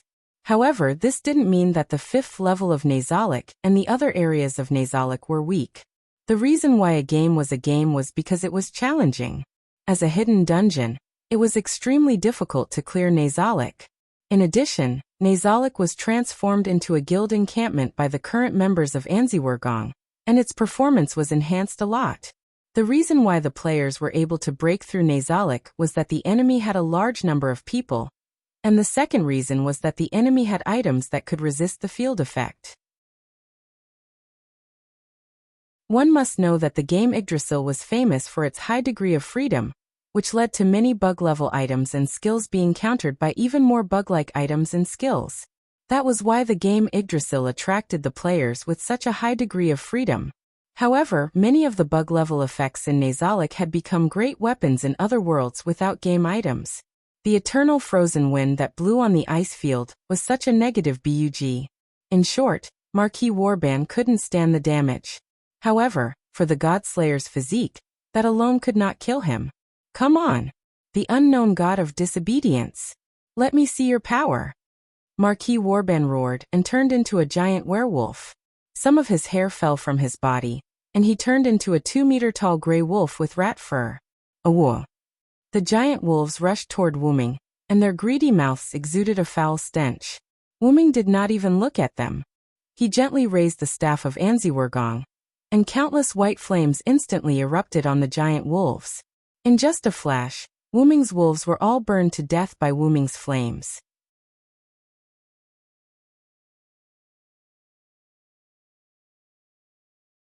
Chapter 175. What? Marquis Wyrm was very surprised. He knew that Roland was not someone to be messed with, so he specifically summoned those high-level Grand Knights, but Roland was able to destroy them all in an instant.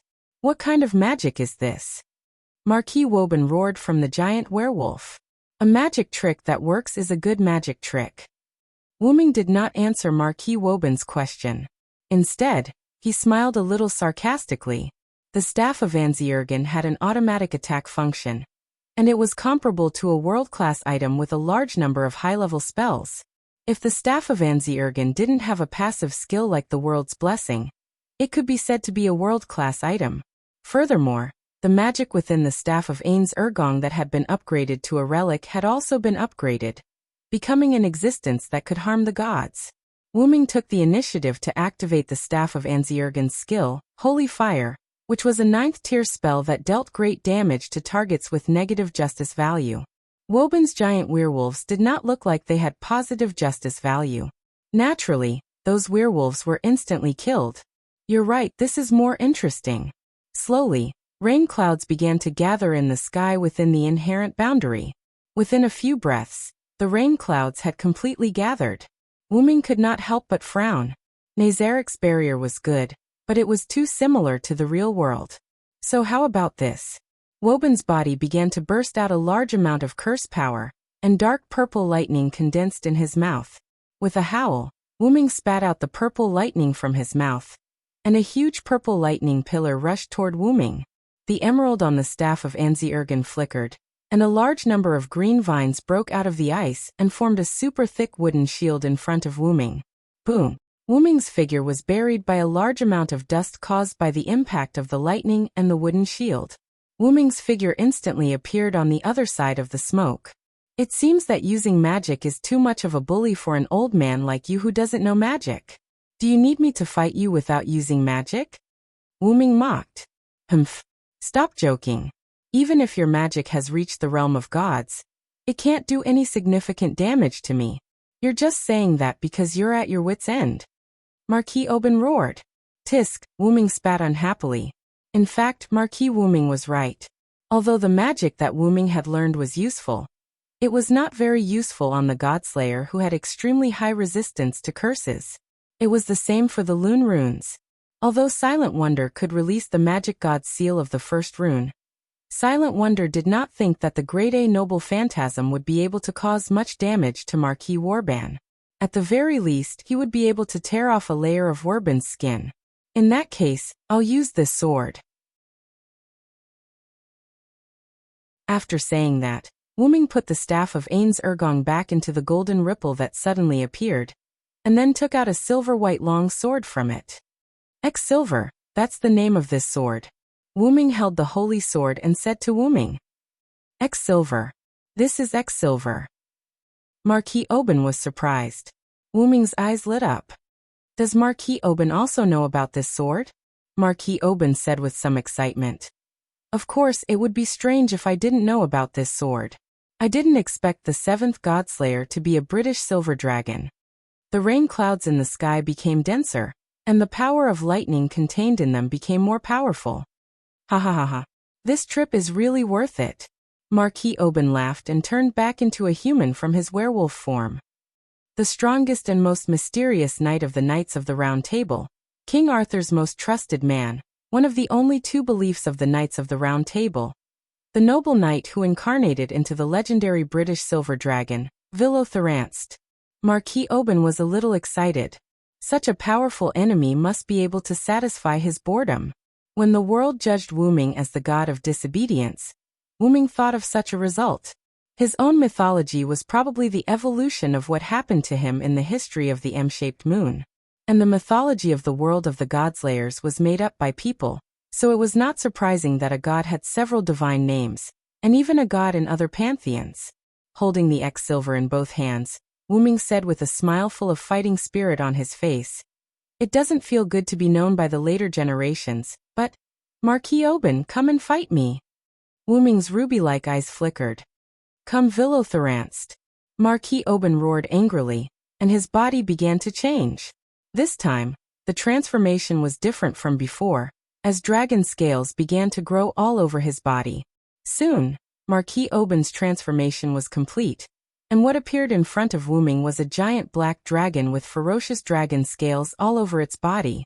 Wuming estimated that the black dragon was about 60 meters long without its wings.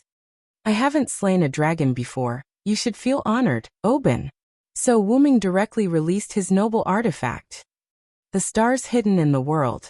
The X-Silver sword began to emit a white light, and the black dragon roared angrily, flapping its wings and rushing towards Wuming. The holy sword that can wipe out all evil.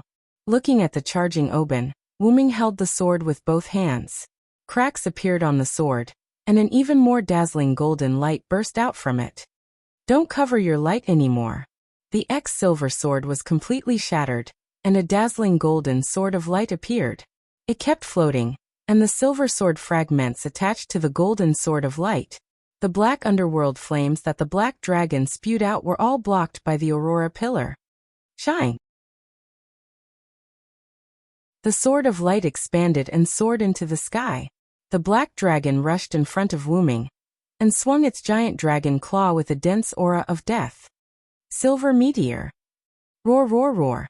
The black dragon let out a miserable roar. Instantly, dazzling white starlight filled the 5th level, and it did not stop for a long time. In the outside world, Erica and Liliana were constantly fighting, and their swords were flying everywhere. However, one was flying in the sky, while the other was running on the ground. But anyone with a discerning eye could see that Erica was slightly at a disadvantage. Erica suddenly jumped back, and after a short pause she said, "As expected of you, Lily."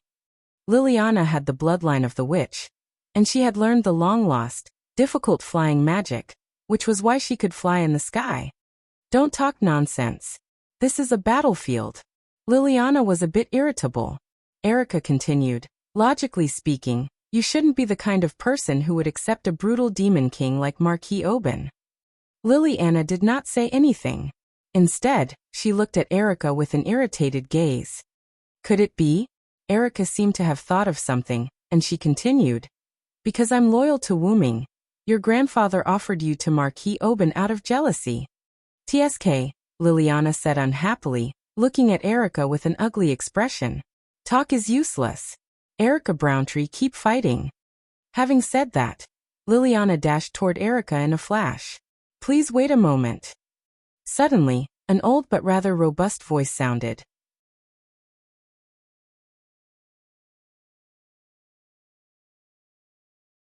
Chapter 176. Please wait a moment. An old and rather robust voice sounded. A white-haired old man in a butler's uniform appeared between Erica and Liliana. "Mr. Sebastian? Why are you here?" Erica asked in surprise. Erica, who had been with Wuming, naturally knew that her master didn't contact Sebastian, so she was surprised by his sudden appearance. "Who are you?" Liliana flew back to the ceiling and looked at the old man who appeared silently between her and Erica.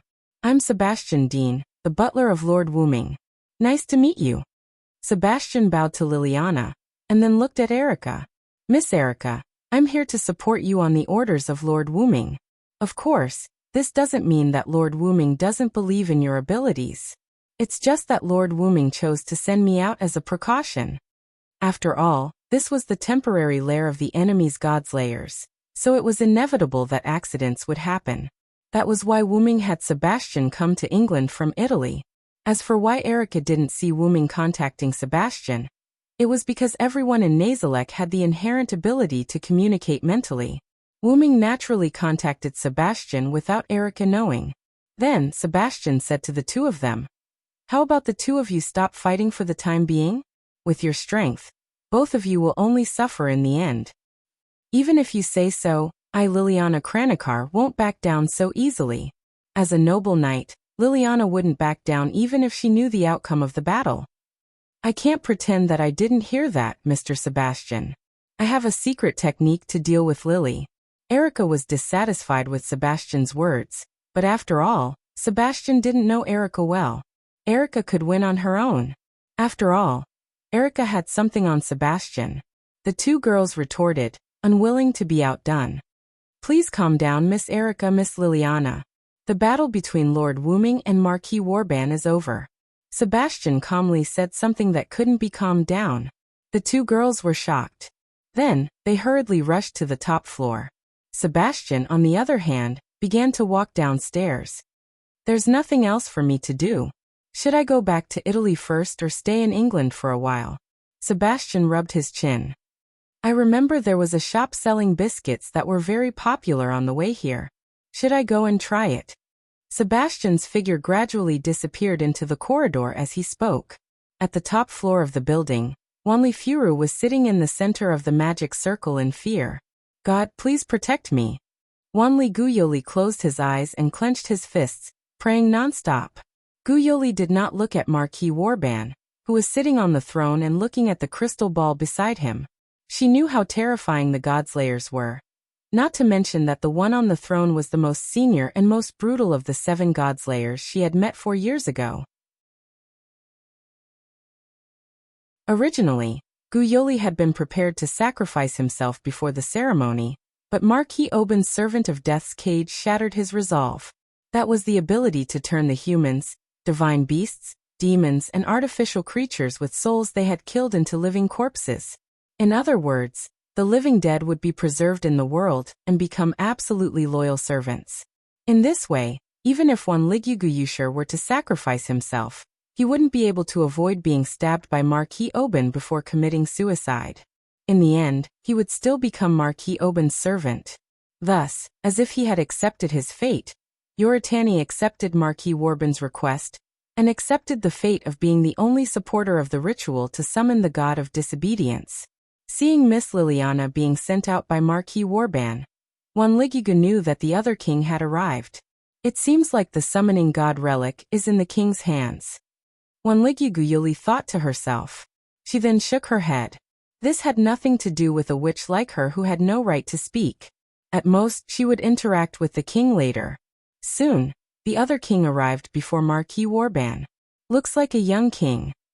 Wanligyu Guyuli stopped looking after glancing at the king. One had to know that kings were brutal. Perhaps the king would punish him for looking at the king a few more times. While the 2 kings were talking, Wanligyu Guyuli heard that Liliana had been killed by the invading king. Miss Liliana. The kind-hearted Wanligyu Guyuli was a little sad. After all, the king had helped him 4 years ago. Do I look like a brutal person to you, Marquis Warban? However, the new king said, Is Miss Liliana all right? Wanligyu Guyuli was secretly relieved when he thought about this. Subsequently, the intense battle that Wanligyu Guyuli expected did not happen. Subsequently, the new king told Wanligyu Guyuli the truth that he would die after summoning the god of disobedience alone. Wanligyu Guyuli was shocked. After all, Marquis Warban did not tell him about this. Wanligyu Guyuli had lost all hope. He would die no matter what in front of the 2 kings. And yet, the new king was standing in front of him. Then, I take back what I said earlier. Today, I'll fight you as the god of disobedience, Warban. The god of disobedience. Wanligyu Guyuli seemed to have heard something incredible. Let me carry out my identity as the god of disobedience again. I'll protect the humans and this witch. Protect me? Wanligyu Guyuli was doubtful. She could not believe that the Devil King, the God Slayer, would protect a witch like her. After the 2 kings unleashed their powerful devil powers, the new king took out a strange dark scepter. The moment he chanted an incantation, the 2 kings seemed to have been sucked into something and disappeared into thin air. Wanligyu Guyuli did not think of running away. Even if she did not know where she would go. Moreover, the Devil King would definitely catch her again. The 2 kings must be fighting in some unknown place. For some reason, Wanligyu Guyuli hoped that the new king would win more than Marquis Warban. Perhaps it was because of the words "protect this witch," Wanligyu Guyuli thought. God, please protect me, protect me. Then Wanligyu Guyuli returned to the state where she clasped her hands and closed her eyes in prayer. However, compared to the previous prayers to the gods, this prayer was more specific. Darkness shrouded the hall. Only the ritual fire was left, shining in the darkness, protecting the witch who was praying to the gods.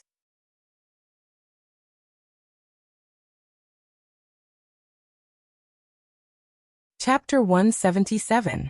Erica and Liliana ran to the top floor, and saw that the hall was not damaged at all. If the ceiling was missing, Wuming was currently carrying 1,000-mile Furu in a princess carry. Erica and Liliana were shocked by the fact that the hall wasn't damaged much. Seeing Erica and Liliana's arrival, Wuming quickly smiled and greeted them. Oh, I won. Erica breathed a sigh of relief, while Liliana had an ugly expression on her face. Where did Marquis Woban go? And why did Wanli Furu faint? It all started a few minutes ago.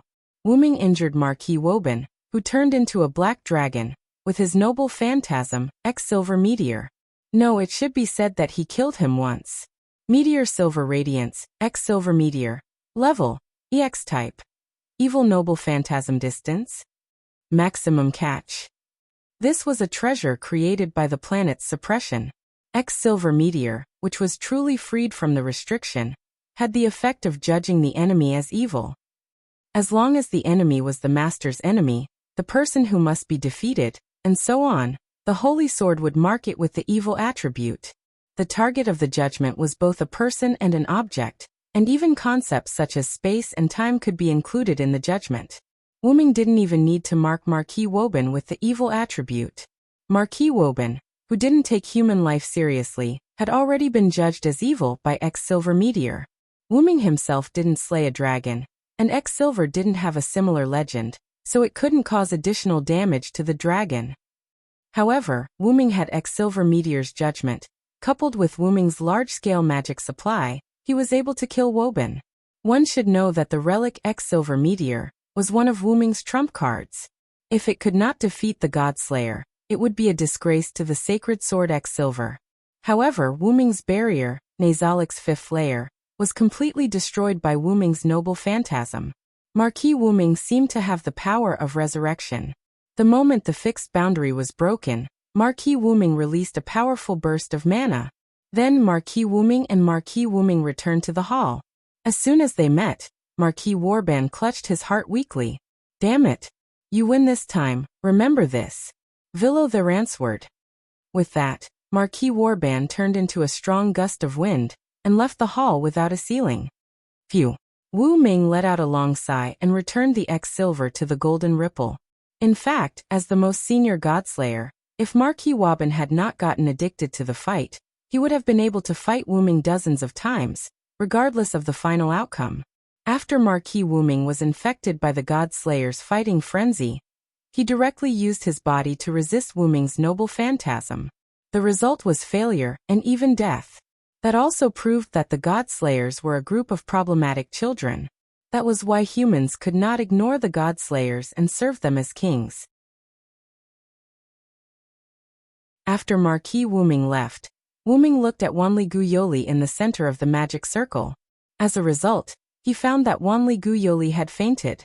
It seemed that when Wuming broke the fixed boundary, a small part of the residual power spread to Wanli Guyoli, who was kneeling in the magic circle, and knocked him out. Is it my fault again? Wuming scratched the back of his head and said awkwardly.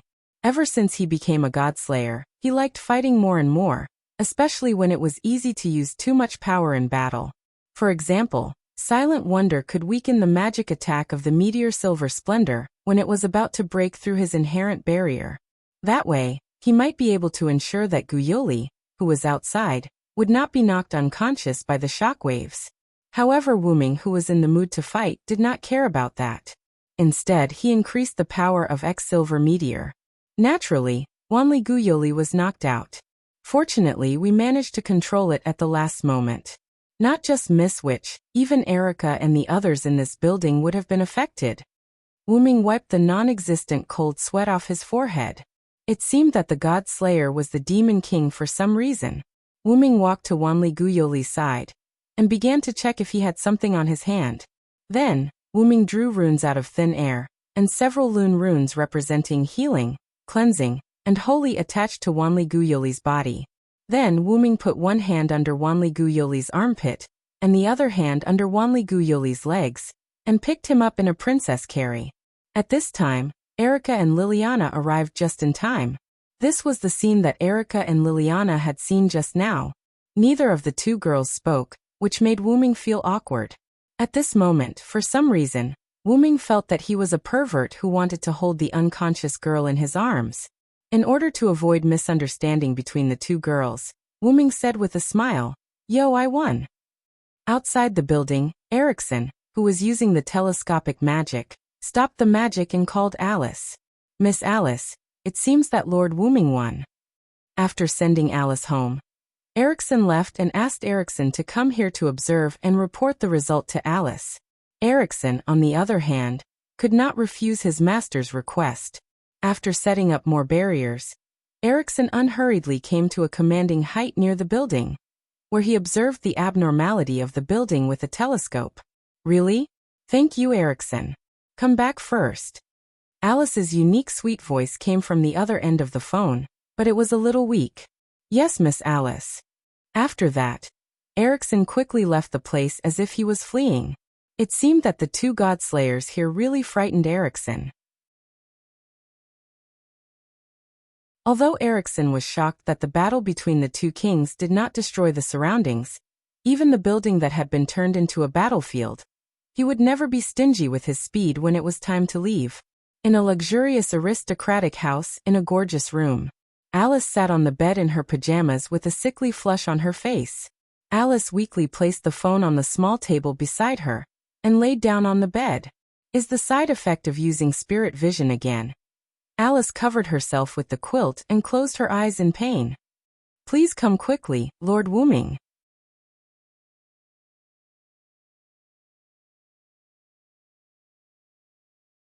Chapter 178. The next day, the staff of the Greenwich Sage Parliament started to get busy again. Wyrm's arrival drove Marquis Oban away. Although there was no large-scale damage, the building built for Marquis Oban could no longer be used. Putting aside the fierce fight between Erica and Liliana in the building, the aftermath of Silent Wonder's noble phantasm had destroyed the supporting beams of the building. Fortunately, Silent Wonder had used the rune that she used to stabilize the building in time when she fought Berserker, the heroic spirit materialized by the rank card. Otherwise, the building would have disappeared on the same day. By the way, because Wyrm and Marquis Oban did not cause much damage, and Marquis Oban's building was not in a bustling area, the Greenwich Sage Parliament simply used the building's shoddy construction as a cover and successfully covered it up without causing a commotion.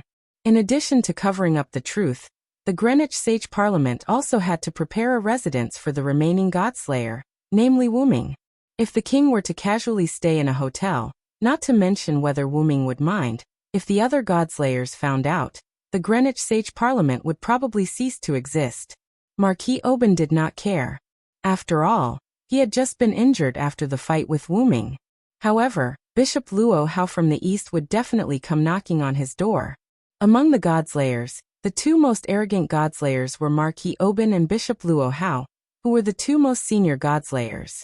Therefore, the Greenwich Sage Parliament started to get busy again building a residence for Wyrm. After that, Wyrm said, I'll just stay at Alice's place. Everyone was stunned. Under the strange gazes of almost all the magicians, Wyrm and Erica moved to Alice's place with Guyoli. At a certain moment, Wyrm sat peacefully on the sofa of a mansion, drinking a cup of tea. Erickson stood behind Wyrm in a panic. After a moment, Wyrm spoke. Are you that worried about me, Miss Erickson? Wyrm turned his head and glanced at Erickson, who was in a suit. How could that be? Your Majesty, I have no intention of belittling you. Erickson hurriedly knelt down on one knee. Wyrm sighed helplessly. I won't do anything to Alice. Don't worry. Wyrm said so because a few days ago, Wyrm directly entered Alice's boudoir while Erickson was weeping in despair and fear. After that, Wyrm directly entered Alice's boudoir, closed the door and stayed there for a few hours. When a man who could be said to be the most powerful man and a very beautiful woman stayed in the same room for a few hours, the result was naturally obvious. Somehow, the news leaked, and almost the entire magic world knew that Wyrm, the seventh Godslayer, the King of Disobedience, and Princess Alice, the daughter of Duke Godding and the White Witch, were married. That lord is really swift and decisive. This was the general impression that all the magicians had of Wyrm, the Godslayer. But in fact, Wyrm entered Alice's room only to protect her. Of course, in order to increase efficiency, Wyrm chose not to protect her forehead this time, but to deepen their relationship more intimately. Of course, this was also because Alice didn't reject it, so Silent Wonder acted this way. And Erica, who knew that this was a serious matter, didn't stop Wyrm. However, she didn't look too happy. After all, there was no saying that the cow that came first would eat the grass later. Ahem. Back to the topic. After Wyrm protected Alice for a long time and kissed Wyrm for a long time, Alice's cheeks were abnormally red, and then Alice fell asleep because her body received a lot of energy. So, Wuming sat by Alice's bed, took out the nameless spellbook from Dragonist and read it. After all, the spells in the nameless spellbook were endless. Even Wuming, as its owner, couldn't master all of them. He could only search for a certain spell when he needed it. In this way, Wuming stayed in Alice's room for a few hours, which led to the wrong relationship between Wuming and Alice being spread all over the magic world. Thinking of Alice's flushed face when she woke up a few hours later, Wuming's lips curled up into a smile. It could be said that it was precisely because Alice fell asleep while kissing and blushed that Erikson was more convinced of their relationship. Later, on the grounds that although the two of you are close, it's still inappropriate to do things during the day, she was actually afraid that her master would be taken advantage of again, so she stayed beside Wuming to supervise him. Seeing Erikson hurriedly kneeling on one knee, Wuming was playful. Since you already know my relationship with Alice, why should I be stingy for a while? Ha! Erikson raised her head in a panic and looked at Wuming. In other words, I can enjoy all this with Alice at night, Miss Erikson. Wuming squinted his eyes and smiled ambiguously. Although her face was a little flushed, Erikson was indeed Alice's personal servant. She could still maintain a calm expression. Okay, I'll stop teasing you. Wuming looked at Erikson, whose expression didn't change much, and said a little disinterestedly. By the way, Alice and the others should be back soon. Wuming looked at the time and calculated that Alice and the others who went shopping should be back soon. Because of Wuming's protection, Alice's body became like a normal person. This was great news for Alice, who couldn't leave the mansion at will, and could only use her ghost body. Alice, who was very happy, gracefully kissed Wuming, and then happily went shopping with Erica. He could only say, "Speak of the devil." As soon as Wuming finished his words, the door of the house was opened. Alice and Erica came in, dressed with dignity and grace. How was it? Did you have fun shopping? Although he asked this question, Wuming still saw the answer in Alice's eyes. Well, thank you very much, Master Wuming. Alice bowed to Wuming again. There's no need. Now that everyone knows about our relationship, why are you still being so polite? Wuming teased. That's true. Then please take care of me in the future, Master Wuming. Alice smiled happily. Erikson's face became even more distressed.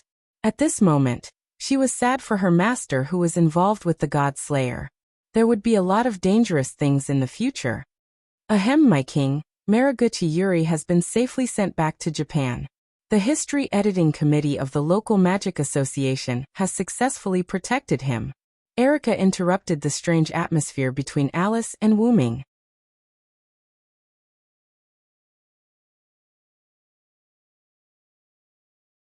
Chapter 179.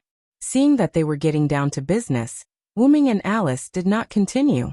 Facing two kings at the same time, that witch must be scared.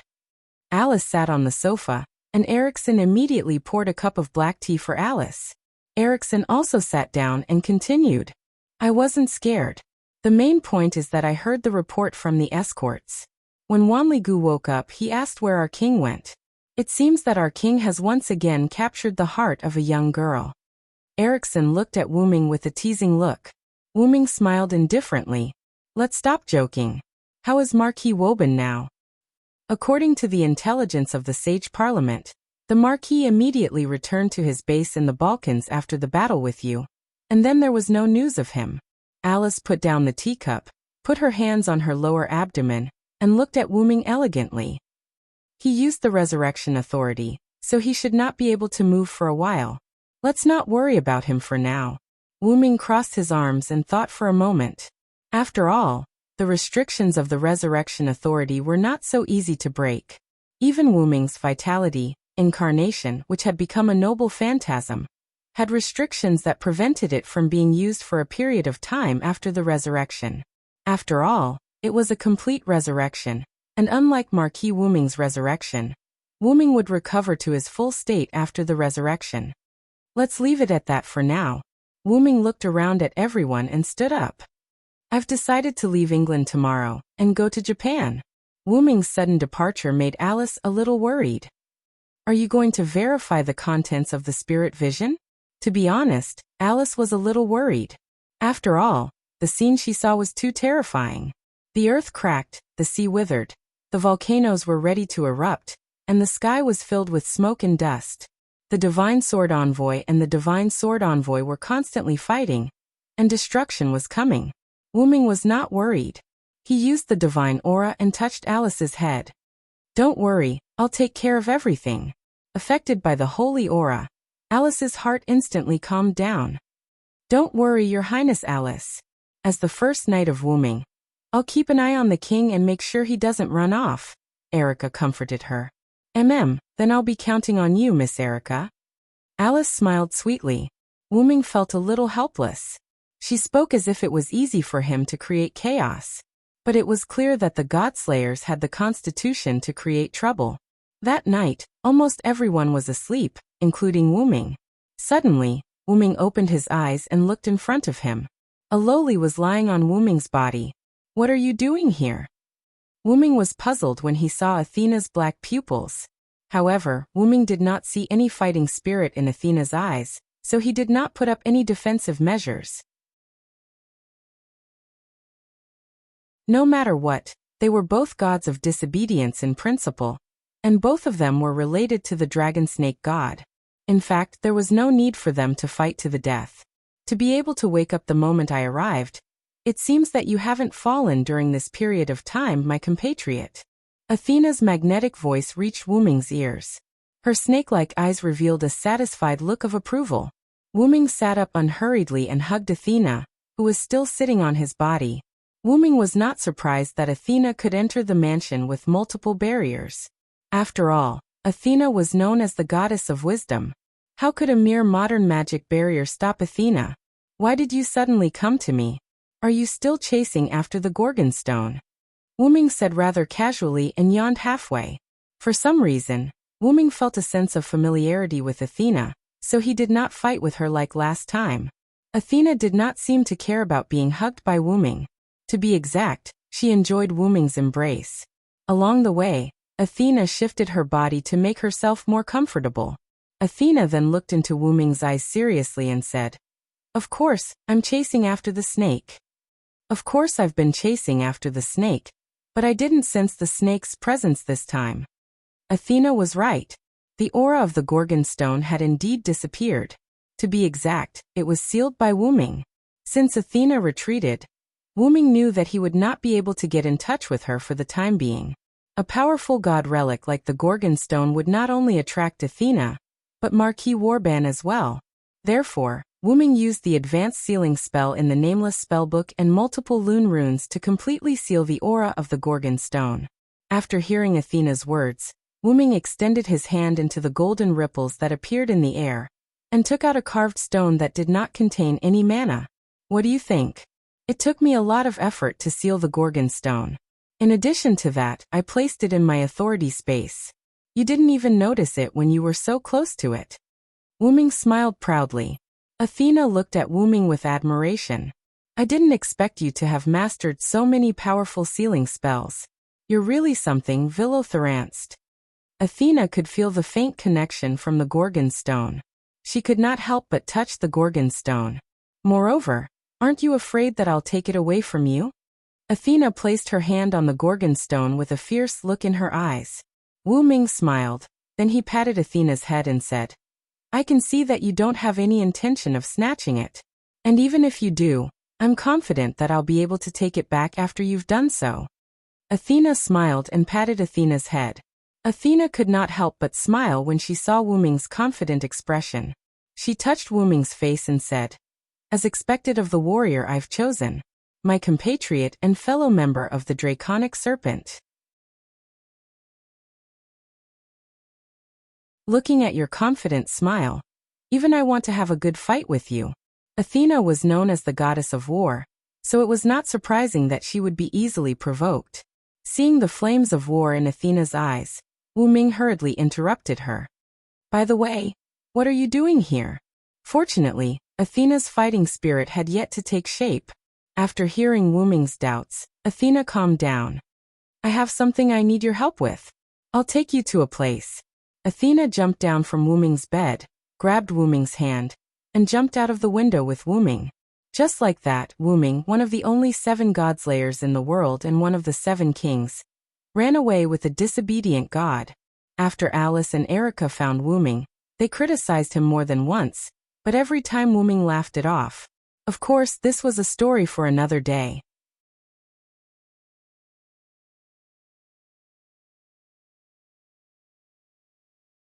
Chapter 180. After Athena pulled Wuming out of Alice's house, Wuming and Athena took a small sailboat that Athena got from nowhere. The sailboat was more like a large surfboard with a sail, so it was euphemistically called a sailboat. After getting on the sailboat, the wind began to blow, and the sailboat began to move quickly in a certain direction. "This is quite interesting. Is this your ability?" Wuming asked with interest. "This is the guidance of the wind." Athena stood at the front of the sailboat, looking at the endless sea. Wuming rolled his eyes, then continued, "Where are we going?" Athena answered without turning her head, "Naples." Naples was the largest city in southern Italy, the capital of Campania and the province of Naples. It was most famous for Mount Vesuvius, known as the most dangerous active volcano in Europe. Thinking about the information about Naples in his mind, Silent Wonder suddenly remembered something. "I remember, it seems that Gorgon stone was excavated in Naples." Wuming didn't believe that it had nothing to do with Gorgon stone. Wuming looked at Athena and motioned her to explain. Athena turned her head and smiled wickedly. "As expected of the warrior I like, even your brain is so smart. You and I are of the same generation, but I always feel that you're talking to the younger generation." Wuming shook his head. Athena ignored Wuming's complaint and continued. "Naples has draconic snake's aura, and steel will definitely appear there." Steel. Wuming was a little confused. Although Erica once provided Wuming with information about steel, it was still too little, so Wuming didn't know much about Steel God. Seeing Wuming's doubts about his natural enemy, Athena looked at Wuming with disappointment. "Although I don't know why you forgot about your natural enemy, let me teach you a lesson." Athena then told Wuming about Steel God.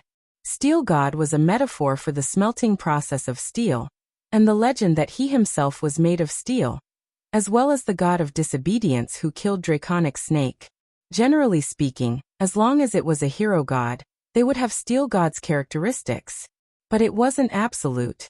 Generally speaking, the god of steel referred to the hero god, but most of the hero gods and non-hero gods with steel characteristics usually got their steel characteristics from the deeds of slaying dragon serpent. In that case, their steel characteristics would be particularly rare. Steel God's characteristics should have steel's smelting process, and the legend that he himself was made of steel. The god of disobedience. Steel God and the God Slayer were natural enemies.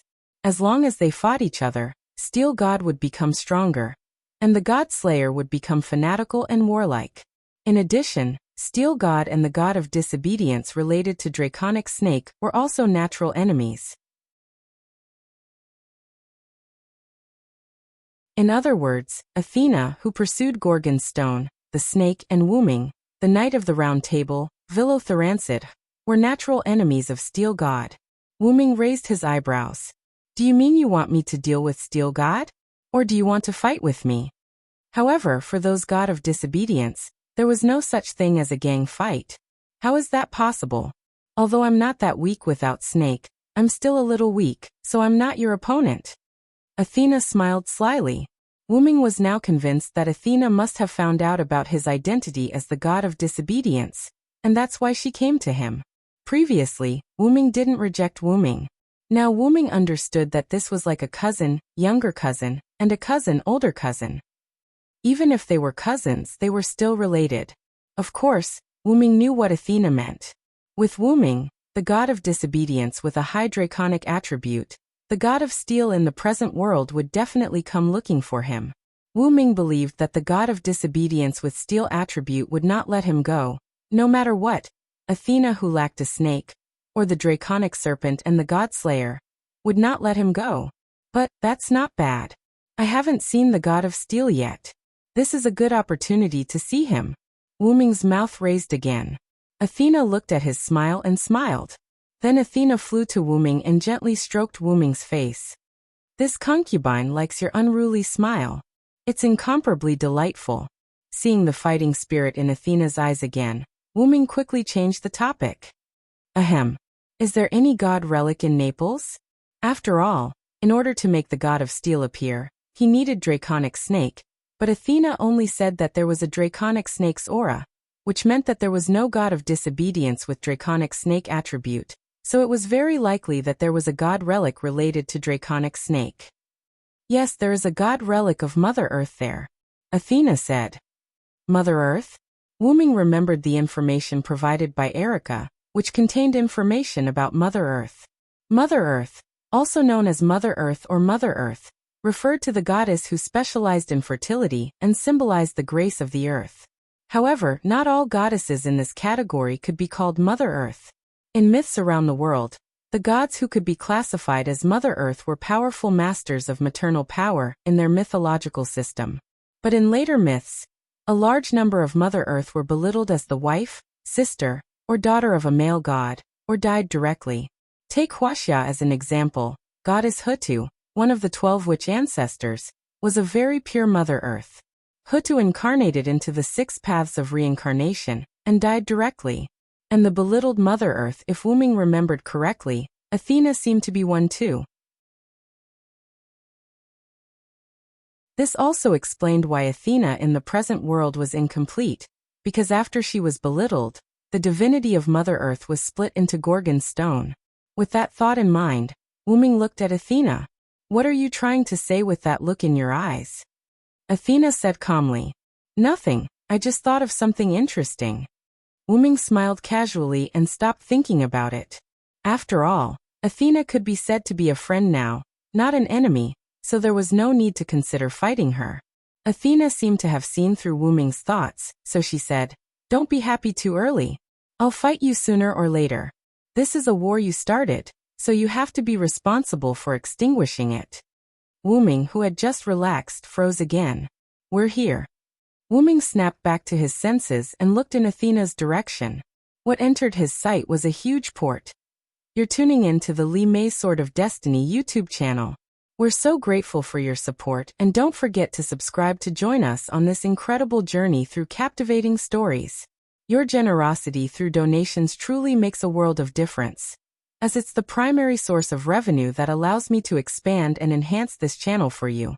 Thank you from the bottom of my heart for being a part of this adventure.